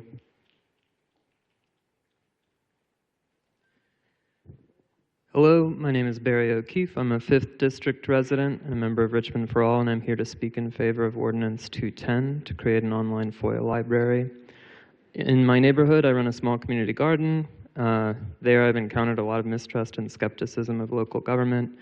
I believe that increased government transparency can give Richmond residents more reasons to trust in our local government's processes and build support for greater investment in our public sector. Thank you. Thank you. Good evening. My name is Erin Trimmer. I'm a member of Richmond for All, and I'm here strongly supporting Ordinance 210. The city is in desperate need for public accountability, and this ordinance is a step towards creating transparency and trust by creating a FOIA library that protects sensitive information, but does so without creating extra layers of obscurity. Public business is the public's business. In fact, right now, after being stuck in limbo for almost a year about the future of their housing, Gilpin residents, journalists, and the public are still having to send separate and potentially duplicative FOIA requests, spending time and money that they don't have to access information that should be public in the first place.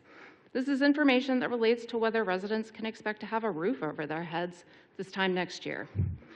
It should be public, it should be easily searchable. Please vote in favor of this ordinance and start the process of building the trust that Richmond deserves. Thank you. Thank you.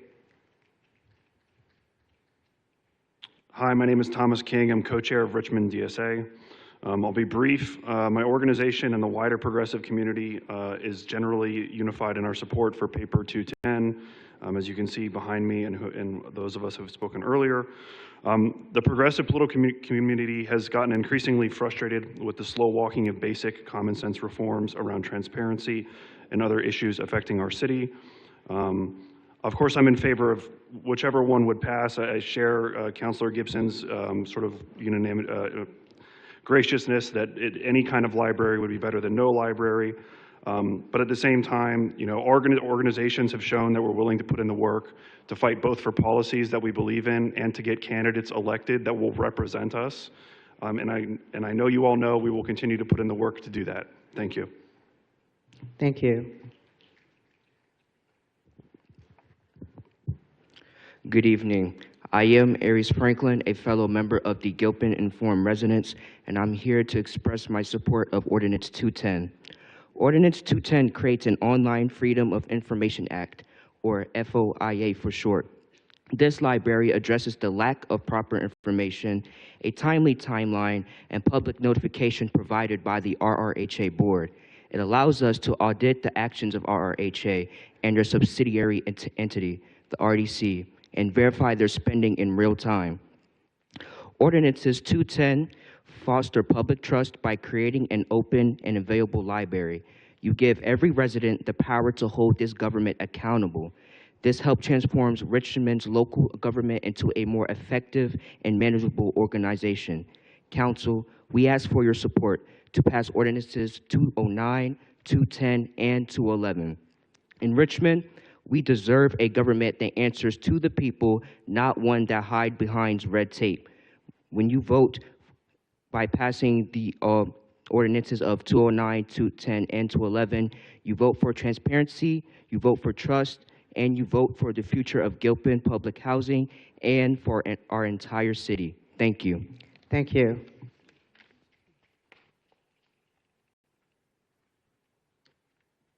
Hi, my name is Sylvia Davis, and I'm up here again to support our council member, Kenya Gibson, with her ordinances 209, 210, and 211 for the transparency, accountability, and yes, for the public records to be online. I requested them last week as a Gilpin Informed resident, and I haven't heard anything back from anybody from RRHA or Ms. Tonia. I also added her into email so we can see the public records, so we can see the numbers of the evictions and the people that's coming in, but I got no response. So I support 209, 210, and 211, and I ask y'all to please pass it. Thank you. Thank you. Good evening. My name is Shanice Baker. I am a Giblin Informed resident, and I am in support of Ordinance 210. Thank you. Good evening. My name is Janasia Davis, and I'm a Gifford Informed resident, and I'm supporting Ordinance 210.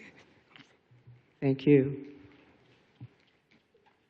Good evening. My name is Raleigh Campbell. I'm a Gippsland and Ford resident, and I support Ordinance 210. Thank you.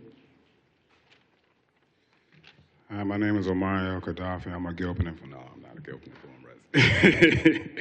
My name is Omari El-Gaddafi. I'm a senior housing organizer at Legal Aid Justice Center, public housing subject matter expert. A couple of things stood out to me tonight.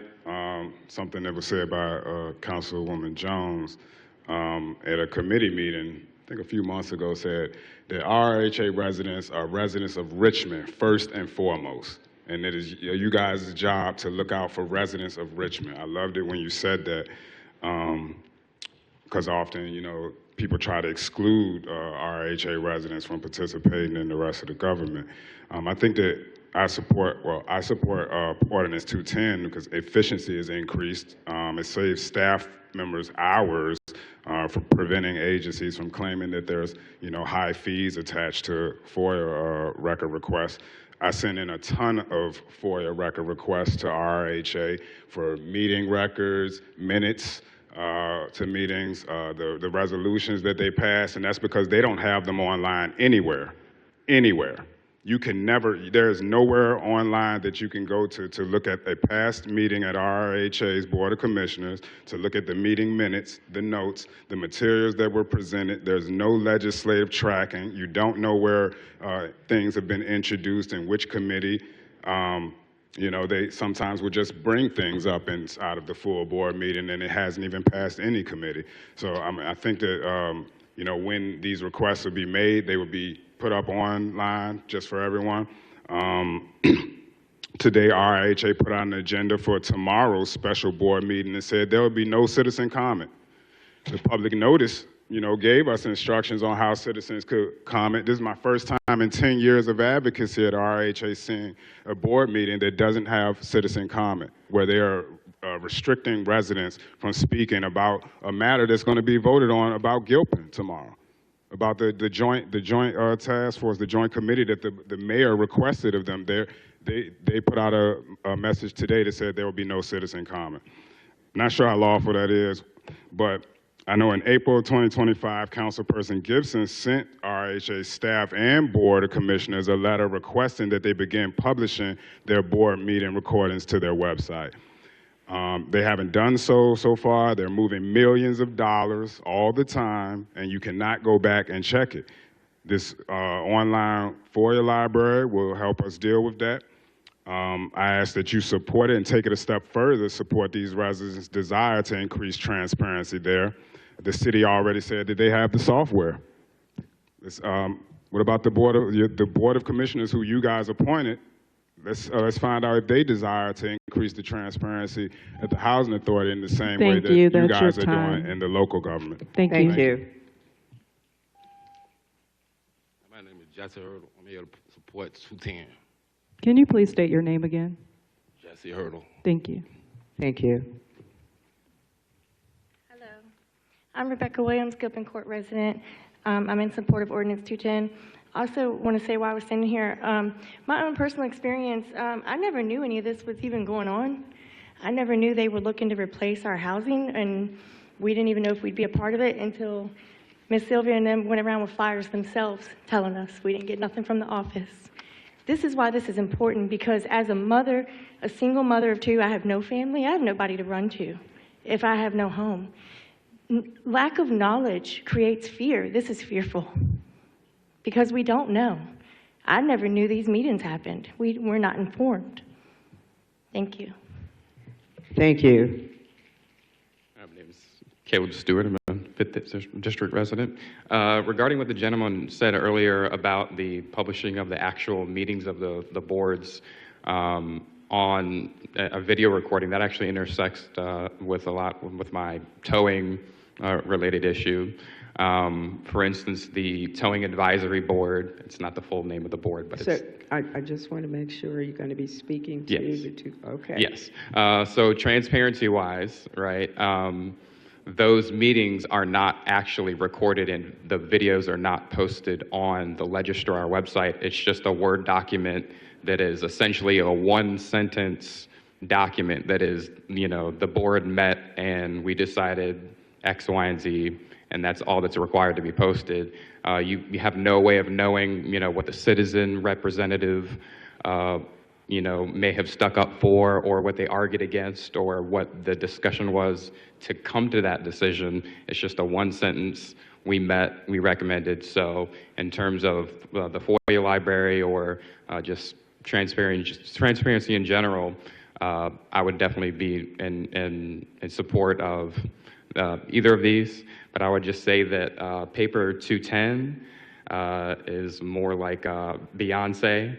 240 is more like Solange. Why just not vote for Beyonce while we got the chance? Thank you. Thank you. With that, the public hearing is now closed. Madam President, we do have two virtual speakers. Thank you. I apologize. The first is Megan Ryan.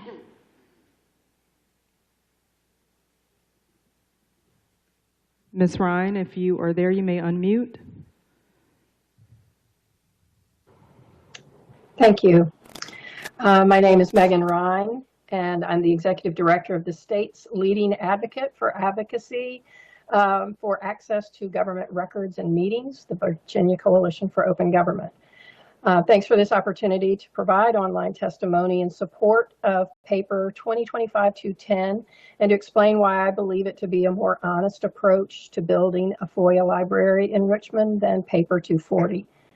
A FOIA library exists to reduce gatekeeping and increase public trust. It only works if it is routine, comprehensive, and predictable. Paper 210 requires FOIA requests made to certain city departments and those department responses to be published to the library as a matter of course, with clear, limited exceptions that are grounded in law. It does not ask city staff to make judgment calls about which records are interesting enough or important enough or safe enough to share beyond what FOIA already allows. The 2025-240 would create a system where government decides what the public gets to see beyond what has already been limited through use of FOIA's discretionary exemptions and mandatory prohibitions. Paper 240 adds a subjective layer of terms like sufficient public interest or whether something contributes to public understanding. These so-called standards invite inconsistency and over-withholding. The FOIA library should be a repository for the public's records, not a curated exhibit. Paper 240 also rests on government paternalism to protect our privacy and reputation. While it's true that a request and its resulting records may be awkward or even unflattering, when government attempts to filter requests based on what it thinks should embarrass us, it substitutes its values and its judgments for our own. Paper 210 correctly treats transparency as a public obligation. It assumes that residents do not need government to predetermine what is worthy of seeing. It trusts that sunlight, systematically and lawfully applied, is what builds accountability and confidence in City Hall. If you want a FOIA library that actually strengthens trust, reduces repeat requests, and is evidenced by the wide variety of individuals speaking this evening, gives all Richmond residents equal access to information. So you should vote for a paper that is mandatory and comprehensive, and that is paper 210. Thank you very much. Thank you. Next person, Madam Clerk. The last virtual speaker is William Johnson. Hello, my name is William Johnson, 3rd District here. I oppose Ordinance 2025-240 because it does not provide true transparency in a time that it's most needed. Code Refresh is a prime example of this. Accountability deters wrongdoing. It seems to me if there's nothing to hide, the need for Ordinance 2025-240 would be moot. I am in favor of Ordinance 2025-210, for it is the intent of this ordinance to provide the public all of the facts for informed knowledge that supports real accountability. Thank you. Thank you. Madam Clerk, with that, I believe we have concluded public comment. Speakers, bring it back to council for discussion. Councilmember Jones. Thank you, Madam President, and thank you so much to everyone that has come out tonight. It has been a night of transparency, buzzword for tonight. And thank you to my colleague, Ms. Gibson, for pushing the conversation and pushing us to continue to do the work of council that we were elected to do. I would like to note the reason why I will not be supporting paper ordinance 2025-210, and a few things. We've heard, that this is transparency for all and for everyone in Richmond. And what I would like to really point out is that transparency without context can be very misleading. And so I want to say that again, transparency without context can be very misleading. And just because something is out there doesn't necessarily mean that it's understandable. And so we have to take into account when we're saying that we want to put things out here for the public, we also have to make sure that it is equitable. And we have to make sure that those who have the time, effort, resources, and availability to pull FOIAs, to request FOIAs, that is not the process for everyone. So it is not equitable. And while I believe that, transparency without accountability, you're absolutely right, but it also is just a disclosure if we are not actually being accountable. So what I've heard tonight is we want to see a library, we want to see this open information, but like what now? What next? And so for some, it may feel like, okay, let's just get the paper done. I'm not one for let's just get the paper done. And I do believe we have a lot of work that we need to do on this. We have a lot of work. And as we've heard from many of you tonight, trust is not just something that's built overnight. It's based on outcomes, and you all want to see outcomes. And so you are holding us accountable, and you are asking us to be accountable to the work that we say that we're going to do.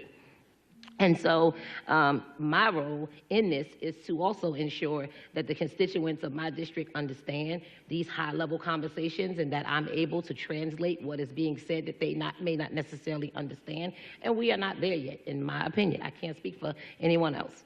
And so with that, this is why I feel like in an era of sound bites and, media clips and all the different things that come with when we put this information out there, I am not prepared, not because I'm willing to withhold or gatekeep information from anyone, because my goal is to not just bring information forward, but empower and educate folks so that they can bring the information forward themselves.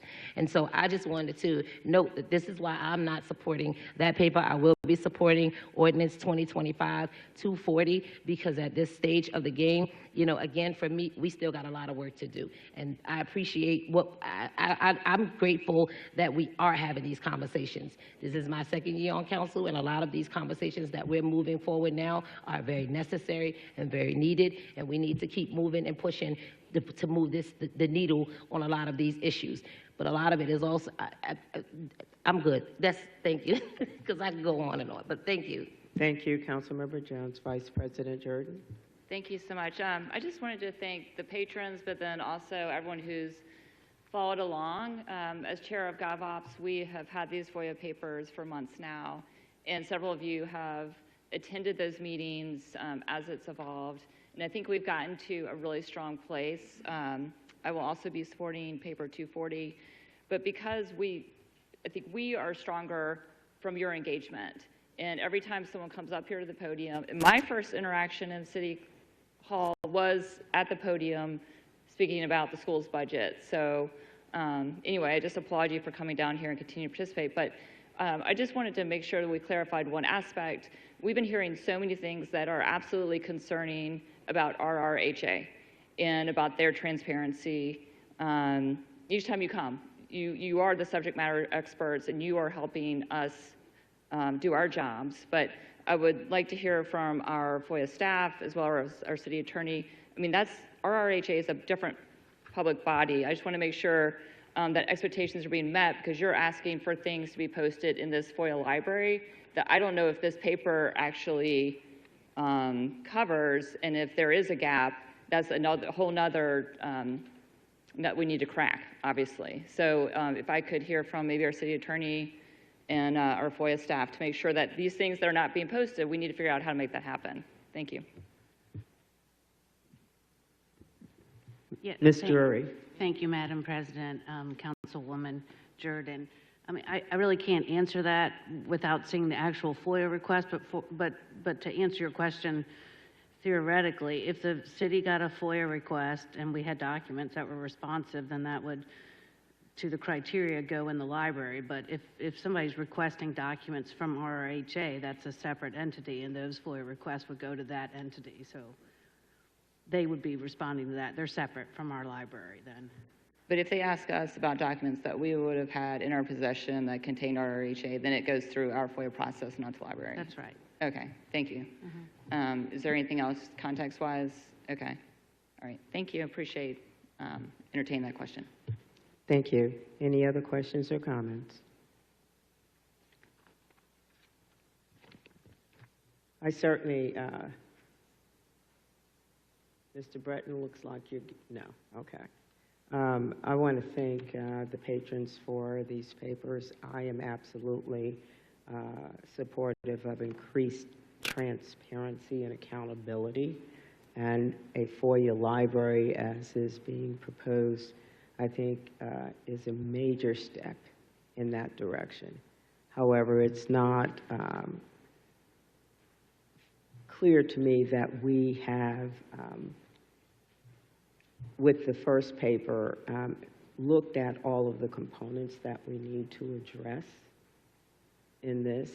And so I'd like a little more work. At the same time, I don't want to stop the, forward movement. We've been talking about this, having FOIA library, having more information available, increasing transparency and accountability is absolutely the case. And so I think both of the proposers, and I'll be supporting, because I do support having a FOIA library, paper 240.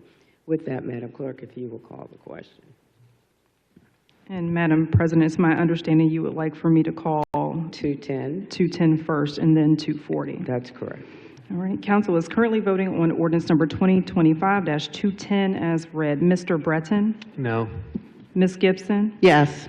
Ms. Jones? No. Ms. Robertson? No. Ms. Trammell? No. Ms. Abubakar? Aye.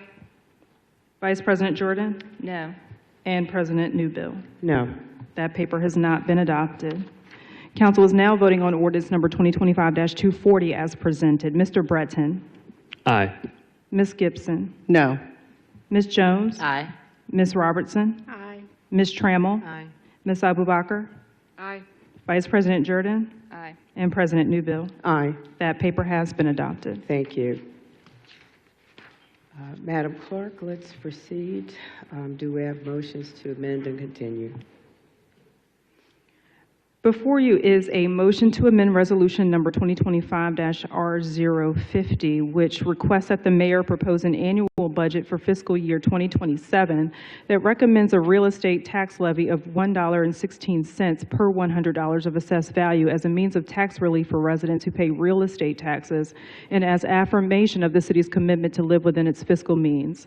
The proposed amendment would modify the fiscal year, and it would also request certain estimates of additional revenue and planned expenditures. Councilmember Abubakar, would you make the motion to amend and continue this resolution to the Monday, January 12th council meeting? So moved. Councilwoman Trammell, will you second that, Second. please? Thank you. Council is now voting on the motion to amend and continue resolution number 2025-R050 to the January 12th council meeting as stated. Mr. Breton? Aye. Ms. Gibson? Yes. Ms. Jones? Aye. Ms. Robertson? Aye. Ms. Trammell? Aye. Ms. Abubakar? Aye. Vice President Jordan? And President Newbill? Aye. That motion has been approved, and that paper will be before you as amended again on January the 12th. Thank you. Madam Clerk, let's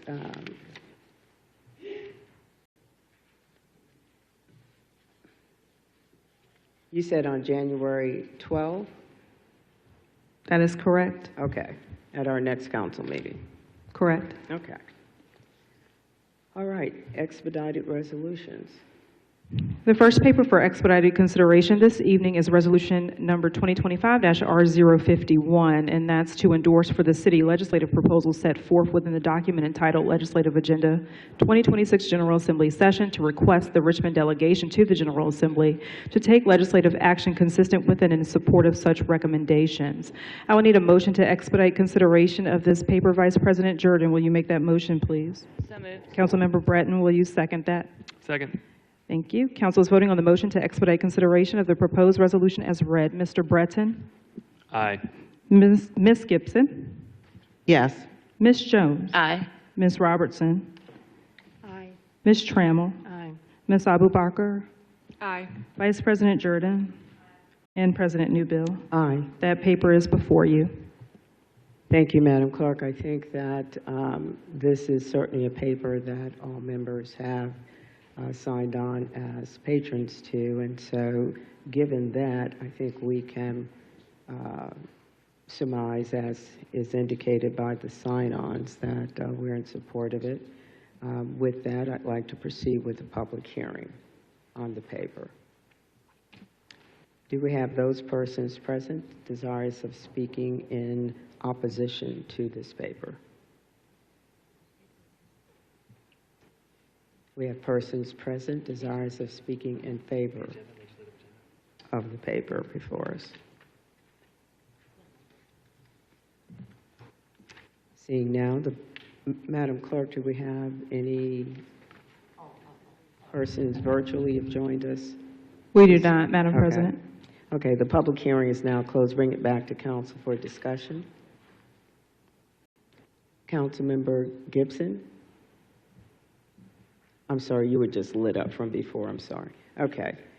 Seeing no questions, Madam Clerk, if you would please call the question. Council is now voting on resolution number 2025-R050 as stated. Mr. Breton? Aye. Ms. Gibson? Yes. Ms. Jones? Aye. Ms. Robertson? Aye. Ms. Trammell? Aye. Ms. Abubakar? Aye. Vice President Jordan? And President Newbill? Aye. That paper has been adopted. Thank you. Let's move on to the approval of minutes. Madam President, we do have one other expedited resolution. Okay. And Sorry, that I don't see it on my list, but yes, let's proceed. The next paper for expedited consideration is resolution number 2025-R052 to make assignments of the calculated general fund surplus for FY 2025. I need a motion to expedite consideration of this paper. Councilmember Robertson, will you make that motion, please? Councilmember Jones, will you second that? Second. Thank you. Council is voting on the motion to expedite consideration of the proposed resolution as read. Mr. Breton? Aye. Ms. Gibson? Yes. Ms. Jones? Aye. Ms. Robertson? Aye. Ms. Trammell? Aye. Ms. Abubakar? Aye. Vice President Jordan? And President Newbill? Aye. That paper is before you for consideration. Thank you. I think at this point I'd like to at least provide some comment. This is Section 12265, Special Purpose Reserves, and the City Council by resolution will adopt no later than December 15th and make an assignment of 10% of the calculated general fund surplus. And that is where we are this evening. Council has worked collaboratively to recommend assignments of these funds as reflected in the resolution. The resolution has been posted online prior to tonight's meeting. The funding recommendations are as follows.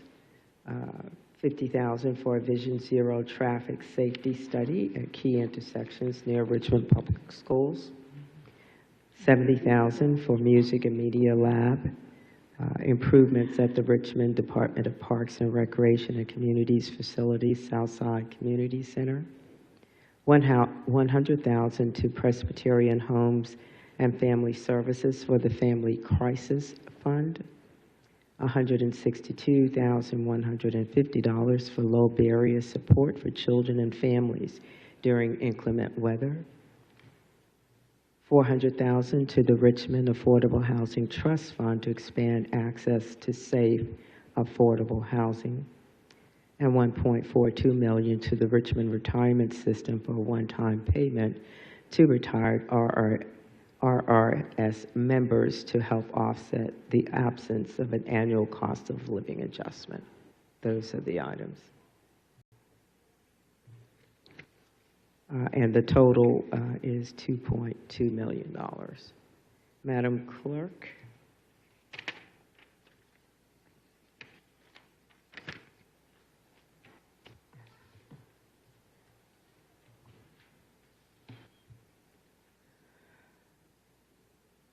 We're going to proceed, Madam Clerk, with the public hearing.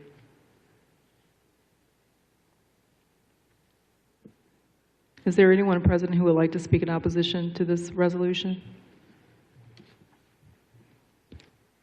And Madam President, we do have a virtual speaker who would like to speak in opposition to this resolution. Okay, if you would please engage them. Cassie Knight, you may now unmute and proceed with your comment. Good evening. My name is Cassie Knight, a tenant of the 6th District. The proposed distribution of the city's surplus does not adequately address the most urgent issue we are facing, homelessness. Last Monday, my unhoused neighbor froze to death. On Wednesday afternoon, I received a call from an RPT detective asking if I knew Emmanuel Coppell. I did. Emmanuel is my dear friend and neighbor. Before we had met, he had already lost half of each foot to frostbite. The resulting chronic pain and disability made movement extremely difficult and made regular work virtually impossible. When he could make it up my treacherous stairs, Emmanuel would stay with me. But on Monday, I was working at the surge shelter, watching snow and waiting for him to arrive. He never made it. The detective told me he was trying to locate Emmanuel's next of kin when he found my name and number on a Post-it note that he always kept in his pocket. When I asked what had happened, the detective told me that Emmanuel had been found deceased, having died from exposure to the snow on Monday night. This is an unbelievably significant loss. It was not an unavoidable accident. It was the foreseeable result of a system that is already overwhelmed and a city that has the resources to intervene but refuses to prioritize immediate life-saving action. Our newly open inclement weather and surge shelters are already over capacity. People are being turned away nightly during freezing temperatures. Long-term strategies do nothing for someone who needs a safe, warm place tonight. At the same time, dozens of Gilpin Court families are facing eviction during this holiday season. Many of these evictions are for relatively small past due balances. Preventing those evictions and paying off those debts is the fastest, cheapest, and most effective way to prevent homelessness right now. Every household kept housed is one less person entering an already overwhelmed shelter system or having to sleep outside in life-threatening conditions. If these evictions proceed, the city will immediately need additional shelter capacity and more hotel vouchers. Not eventually, immediately. Winter weather does not wait for planning cycles or pilot programs. Without rapid expansion of emergency options, more people will be forced to sleep outside and more will die. I'm asking this council to use the surplus to take urgent action, including funding for eviction prevention and issuing an emergency RFP to open up new satellite shelters across the city. Smaller distributed shelter sites that can be brought online faster and reduce strain on existing facilities and make more accessible to people who cannot already reach our central shelters. This is not an ethical obligation, but a legal one.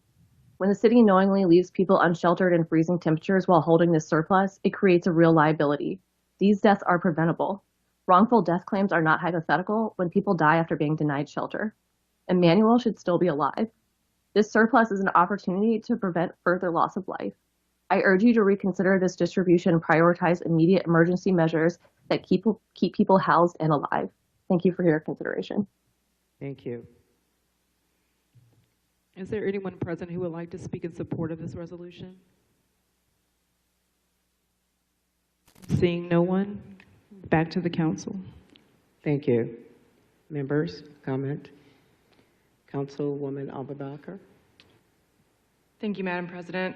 First I want to say that I'm in favor of this paper and that I'm proud of this body for coming together so quickly to determine how to allocate those that 10% of the FY25 surplus.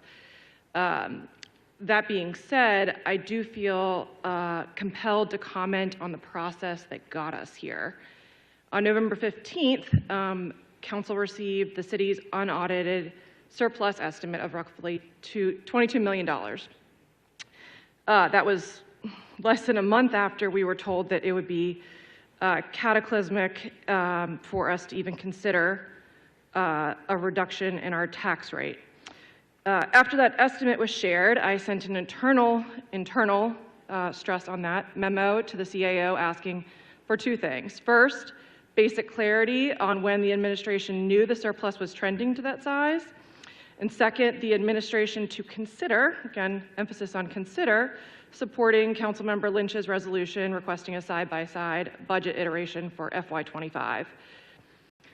What has been hard for me is the tone of the response that followed. The mayor's letter in response described my request as, quote, wholly inappropriate and suggested I was criticizing the CAO for carrying out his charter responsibilities. I've sat with this for a while and I continue to be surprised by this type of framing. My memo was internal, it was process-rooted, it was process-focused and rooted in the same values of transparency and collaboration that we have espoused for most of this year and certainly much of this evening. Not to mention that the charter is clear about the council's responsibilities and authorities as it relates to adopting the city budget. I also want to name something gently but honestly, that as a woman in public office, it is painful when reasonable oversight is met with a tone that feels condescending or like I'm being lectured about the basics of government. I know and respect the city's charter. I understand the difference between a legislative ordinance and a resolution. The implication that I do not is belittling and dismissive of both my education and my 20-year professional career. My intent was never to blur roles or to direct the administration unlawfully. It was to do my job on behalf of residents, ask questions early, and make sure we are all working from the same information. What makes this harder is that I've worked consistently and sincerely to partner with this administration. Yes, I have pushed for accountability when needed, but I've also made space for collaboration, even when that work was not visible or headline-worthy. I've made real concessions and worked collaboratively, including on my residency requirement and the competing versions of the FOIA library. Those efforts may not always be visible in the news, but they were real and sincere. So when the administration responds to me personally rather than engaging in substance, it hurts. Not just politically, but personally. I'm genuinely saddened to be met this way. It is not the Richmond way, and it is not how I choose to engage with others. I bring it up tonight because this is not the first time that I have been singled out in a personal way that engaged on merits. This pattern is painful, and I'm naming it because our politics is better than that, especially among people who have worked together and who want the same things for Richmond. On substance, I do want to be clear. Council requests information and scenarios from the CAO and the administration routinely.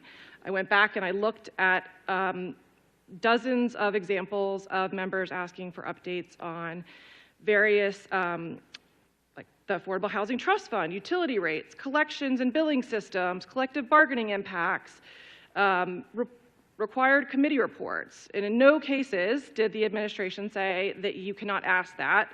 No one treated those requests as inappropriate because they aren't, and they are part of the normal oversight, which was part of what I was asking in that moment. They should be a part of our partnership.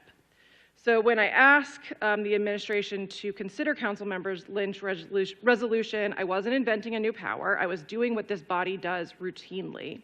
I was seeking information we need to govern responsibly. We may disagree on policy choices, and that is totally normal, but I hope we can agree on this. Transparency, the buzzword of tonight, should not be in name only.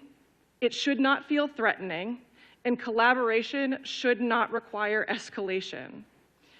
My request stands in that spirit as an invitation to work together, emphasis together, earlier, share information more fully, and to build public trust Richmonders deserve. Thank you. Councilmember Robertson. Thank you, Madam Chair. First of all, I'd like to thank Chief of Staff for the work he has done to work with all of the council members to get us to this place of this resolution. I do feel that there is a lack of affirming the exact amount of monies that we are speaking of, and the time period for when we get that information is still not absolutely certain. However, I realize that we are in a position of having to make a decision by deadline, or we lose the opportunity to do so.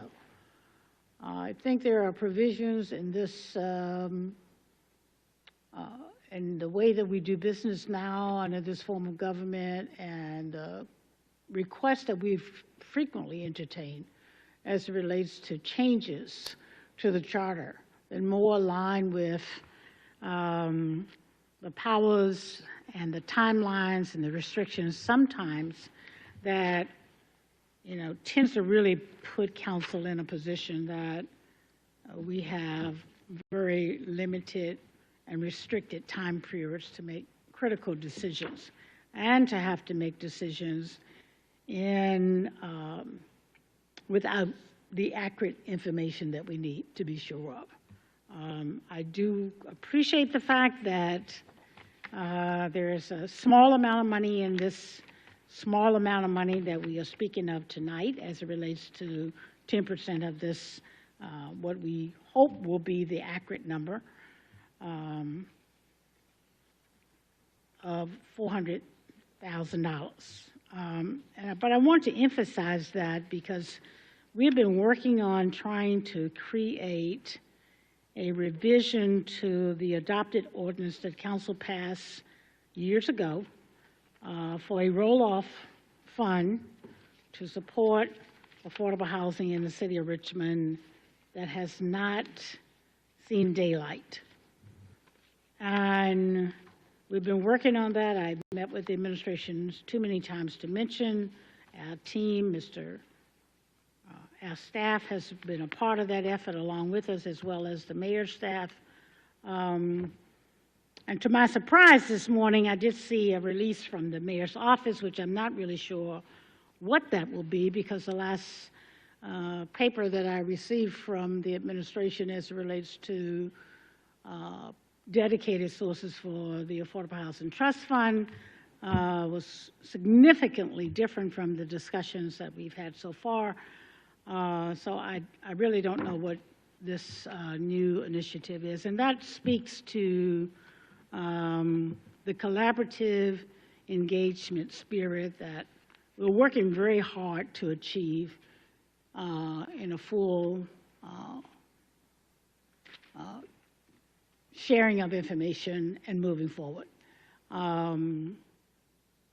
Sometimes I think that we jump before we get all of the information that we need to fully understand what the status is. So there's room for improvement, and I know that we're continually working on that. Grateful for the Affordable Housing Trust Fund, and I want to just emphasize that the Affordable Housing Trust Fund serves the city. The work that has been done is in many of our districts throughout the city. This is not a city, this is not a city of Richmond city, this is not a 6-district appropriation. This is for affordable housing in the city of Richmond. We're grateful for every dollar that is invested in this, and we look forward, hopefully, in the very, very near future, by legislation, we will have a dedicated source of revenue to support affordable housing. But at this time, I support this ordinance that is before us, a resolution that is before us, and look forward to moving forward. Thank you, Madam Chair. Thank you. Councilwoman Trammell. Thank you, Madam President. I just want to thank my colleague Sarah for bringing this up about, you know, how she's been treated. We are elected officials, not the CAO, But the mayor and all of us, we are elected officials. And if she has something to say and she wants to have her questions answered, she should not be, I have to say, like, belittled. Because that was wrong. It was wrong to treat her like that. And I know that she called me and we had that conversation a couple of times, and I just thought it was really, really wrong to treat her like that. Also, I want to say that I thank you, RJ, for what you've done with this. You know, we found out we got a surplus of $22 million. When we sit up here, as Sarah said earlier, we were sitting there saying, oh, we don't have any money. It's gonna rain on us. It's gonna do this, it's gonna do that. Then we found out we got all this money. And that's why I voted for that paper tonight, because there's a lot of things, especially with this code refresh. I know I had a meeting last Thursday night, December 11th, over 200 citizens showed up. My phone rang until 2 a.m. People were confused about this code refresh. They don't fully understand it. And some of them never even heard about it until they came to the meeting that night. And I know that, and I want to thank Kevin Funk for coming there. The mayor basically, you know, come up there when I had the children there, give me take a picture. Those children from Bouchaw was honored for winning the championship with all 3 ages in soccer. And Robin Parson was there with us and brought the children there. And I thought it was very disrespectful for the mayor to basically come in at the last minute because he knew about the meeting, and then to start, you know, bringing up about code refresh. That's not what we were there. We were there at that moment to honor those children, those 39 children. So that was wrong. I think that this council and with the citizens, they have realized there's been a lot of underhanded stuff. I've been on council 25 years. I've seen it from the Navy Hill to other things that happened, and there was no one down here that would come down here and ask those questions, not from council, because a lot of times council members are left in the dark. We don't know, and if you come out and say something, I know personally what can happen. You can't even get a pothole filled. Can't even get, you know, your citizens call in and they're like, they don't even get no calls. They didn't even get calls back. So I just want to say that I appreciate that Sarah brought this up. She brought it to the people's attention, and she's not the only one that, with previous mayors or CAO, that council members have taken a lot of backlash, and who suffers? The citizens that they represent in those districts. Thank you, Madam President. Councilwoman Gibbs. Thank you, Madam President. Speaking to the letters exchanged by Councilmember Abu Bakr and the administration,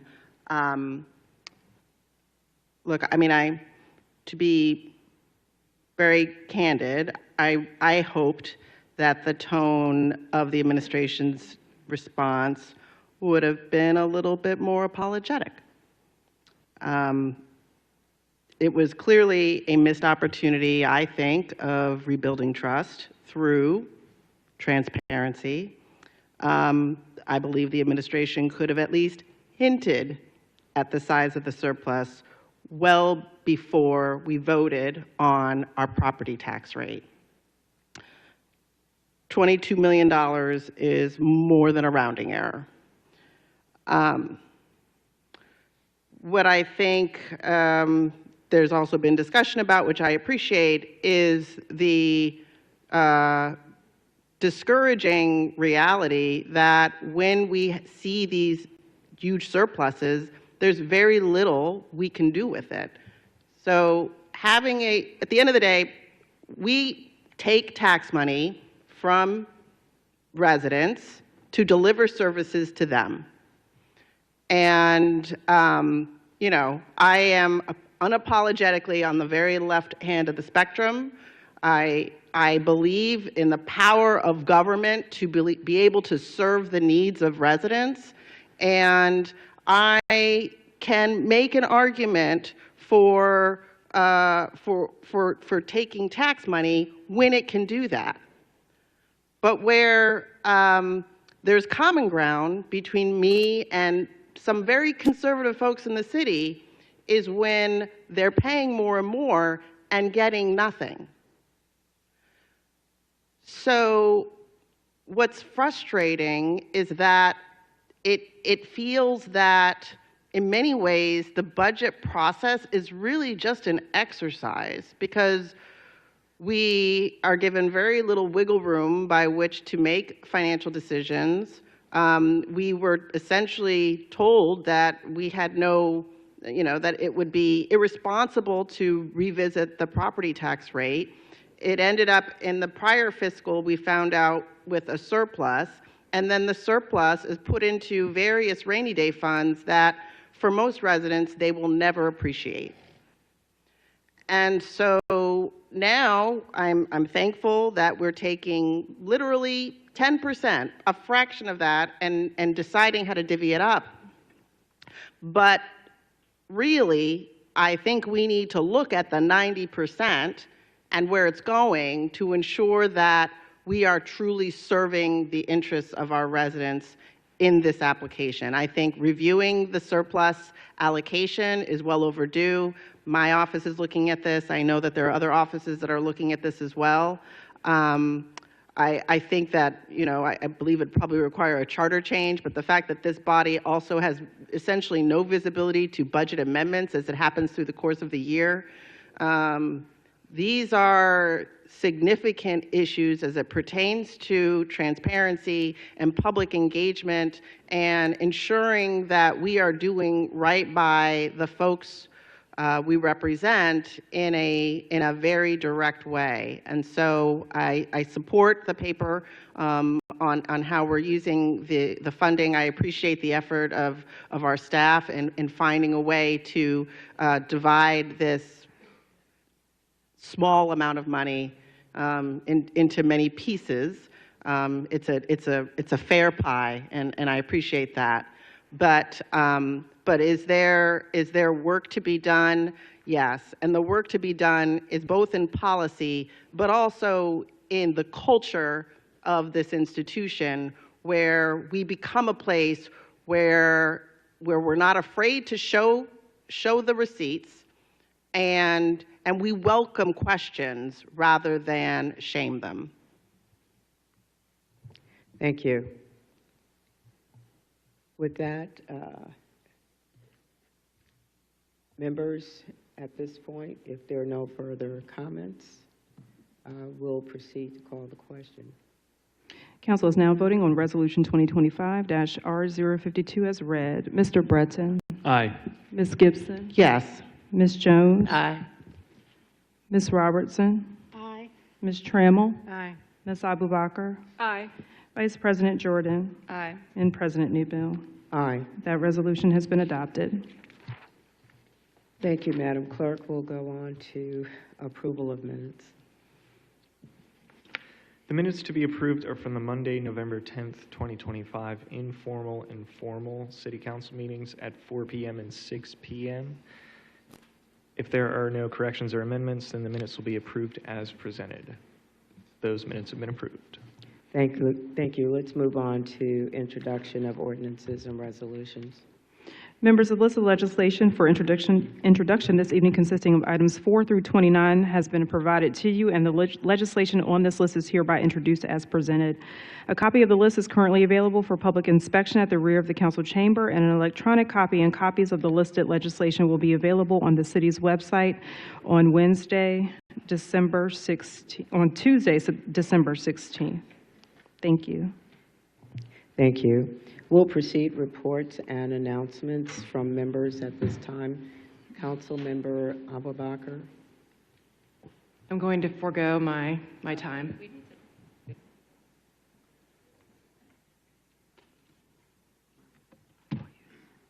Okay, I humbly apologize. Thank you. Council Member Burton. Certainly. So we had a great meeting on the code refresh last week. I want to thank members of planning for coming to that, and also we actually learned from Second District, which had a great format, which was we invited representation from the Zoning Advisory Committee. So we had a broad spectrum of people from our district who are involved in the process to speak to the process. We actually had a variety of perspectives on stage for people to listen to, and we videotaped the whole thing, and it is available on our YouTube page and will be linked from our newsletter. Thank you. Councilwoman Gibson? Thank you. And thank you to everyone that came out and spoke about the importance of transparency tonight. The way we become more transparent is by having members of the public push us to be transparent. Our last district meeting of the year will be Wednesday, December 17th at 6 p.m. at John Marshall High School. We'll be joined by Delegate Ray Cousins, and she'll be there to answer questions and talk about her priorities in this upcoming session. And finally, please be sure, as always, to sign up for our email list, which can be found on the rva.gov websites. If you have any questions or concerns, please reach out to me at kenya.gibson@rva.gov or our liaison Sarandon at sarandon.elliott@rva.gov, or call our office at 804-646-6055. We especially want to hear from folks about the newly updated code refresh maps. Thank you. Thank you. Councilwoman Jones? Thank you, Madam President. Wanted to just say thank you again to everyone for coming out tonight and supporting all the work of council and the legislation that was moved forward. This Thursday is our last meeting, December 18th at 6 p.m. at the Southside Community Center. We're celebrating our 9th District Holiday Soiree.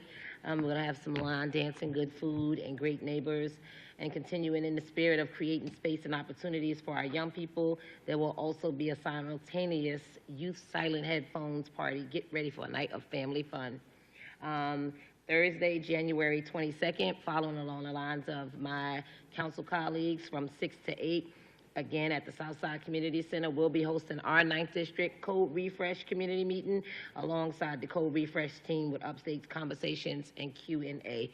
As always, you can reach my office at nicole.jones@rva.gov, by phone 804-646-2779.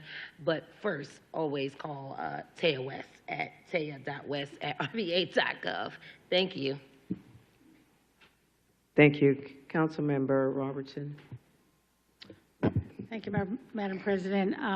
Few announcements. The 6th District want to thank all of our supporters and partners that work with us to make sure we took care of families for Thanksgiving, and we are also working on providing additional support for families for the Christmas holiday with meals, as well as supporting other activities to support our children during those holidays, during that holiday season. The Code Refresh Advisory Board met last week as well. Had several speakers to come out, and many of them spoke to the need of, as we look at our rezoning, that we make sure that we are providing opportunities for inclusiveness of affordable housing throughout the city of Richmond. So I'm very encouraged by that and look forward to continue to serve on that board and also bring more information to the district in the month of January. I want to thank the Hillside community for their celebration on Saturday, and looking forward to the celebration for the year at 1611 4th Avenue with the senior citizens there on the 22nd of this month. Want to also just bring attention to the residents in the community of our legislative agenda that we just adopted tonight. Many items on there. We're dealing with housing, anti-gorging of rents, looking at opportunities for long-term owner occupancy, inclusionary zoning, and then there's a list of support items as it relates to affordable housing in the city, which is a really critical need that we have that is getting worse And so I would just want all of the residents in the district to pay attention to that. And look forward to seeing you in the new year. Merry Christmas, happy holidays, and Happy New Year. Thank you. Councilwoman Trammell. Can you ask to try to find out how come the citizens can't hear us? I'm getting text that it looks like ever since I spoke, it's been muted. Nobody can hear what I'd said. So I'm asking, please fix the volume so that the citizens can hear us talking. So we just all gave a report where hardly nobody heard what we were saying. And the lady just, I mean, I don't know if it's who it is, Yes, but the person just said, okay. Madam Clerk, certainly. It's not her, it's in the back. It's in the back. In the back. Yeah, RJ Okay. went back there. Okay. But anyway. Thank you. Thank you. Last Thursday night, we had a meeting at the Satellite, our district meeting. I know that code refresh was brought up, and also the people were saying that, how in the world can you have code refresh? How can you do this to, it looks like Southside's going to be hit the hardest. I know there's 77,000 pieces of partial that can be developed, and also I know that Southside could probably have over 100,000 new people. And the people were saying to me, how in the world could this happen? How could they do this when our schools are overcrowded? We're looking at our taxes are too high. And the mayor said there and said affordable housing. And the citizens were saying, what is affordable? When our tax rate in the city of Richmond is more than Chesterfield and Henrico. Our utilities for 1 month is more than what Chesterfield is paying for every 2 months. Also the meal tax in the city of Richmond. So, and then, you know, my colleagues just voted against me and Sarah and I think Stephanie when we try to reduce the real estate tax by 4 cents. And like I said, we heard we had 16 million. Then we found out we got a surplus of 22 million. And, you know, our retirees haven't gotten a raise since Governor Wilder. Governor Wilder gave them a COLA, cost of living raise. They've not had one. And these were city employees that gave their time and all in their life to this city until they retired. And we have kicked them to the curb. And just like they're saying to me, y'all are using our money, you know, our tax dollars too, to take care of this and that and everything else, but nobody's looking after us. So who would want to come here like a police officer or a firefighter or anybody to, you know, to be told, oh, you're not going to, this is not going to happen. I know that the new ones are in this new retirement system that I'm asking for. I just think that retirement system needs to be looked at. I am not happy with it, especially with some of the things I'm hearing and seeing. And you all talk about, you know, you want more open government. How about helping us find out about that? And then affordable housing, I want the trust fund, I want to know more about that. I want to know more. And I just want to say that, you know, it frustrates me when I'm out here every day in the district and I see the people, what they're going through. I see them with no heat in their house. I see them with no food in their house. And these are seniors that have stayed here all these years and didn't move out of the city, but stayed here. And what did they get? What are they getting? And some of them still have mortgages on their houses. They're not paid for. Some are going through a lot of medical problems. I know, because on Thanksgiving morning, I'm at the church, Brownsboro Church, over there near Hall Street. They gave me 100 Thanksgiving dinners for me to go get out to the people that didn't have food. And me and Della that lives in my district, she went with me to deliver those dinners to those citizens and to some children. So I want to say that, oh, let me not forget about this. Tomorrow, December the 16th, from 11 a.m. to 1 p.m., the Office of Aging and Disability Services will be at the Hickory Hill Community Center to help the citizens apply for tax relief. You don't have to live in 8th District. Anybody can go over there that's a senior that wants over 65 or disabled that wants to apply for the tax relief. Also, there's so many people. I got to bring in forms tomorrow, more paperwork tomorrow, because I still don't know when they're going to move that department over there to Southside Plaza, 4100 Hall Street, so the citizens don't have to come down here. It is too hard to come down here in the freezing cold when they got letters saying that they got to pay $2,000. And these are citizens that's on tax relief. So now tomorrow I got to bring their paperwork in here because they can't get here. One just got at the hospital. So please go to Hickory Hill Community Center tomorrow, December the 16th, Tuesday, from 11 a.m. to 1 p.m., and let them help you fill out those forms. And if you're already on tax relief and you got this letter saying you're not on it, bring that letter with you so that they can help you. This right here is your smoke alarm. It will save your life if you have a working smoke alarm in your home. The firefighters, they will come to you, and I know they will because I called them. I called Station 21, Station 22, Station 13. They go out there to the citizens because they can hear when they call them that the smoke alarms are beeping because either they're no good or either they need a battery. So please, please take advantage of this. Also, if you have any questions, you can call my home at 804-233-7382 or my personal cell, 804-240-5050, 240-5050. Merry Christmas to everyone. God bless everybody. Happy New Year. And thank you all. Thank you. Vice President Jordan. Thank you so much. I want to start by thanking everyone who came out to our code refresh meeting. You can watch a recording of that on our YouTube channel at Counselor Jordan. Earlier this week, Mayor Avila announced that the public comment period for the second draft will be extended and open until mid-February. So please leave your comments there. You can also send them to us, but it really is helpful to the planning staff to have it all consolidated in that one location. If you're not sure where it is, just Google Richmond Code Refresh.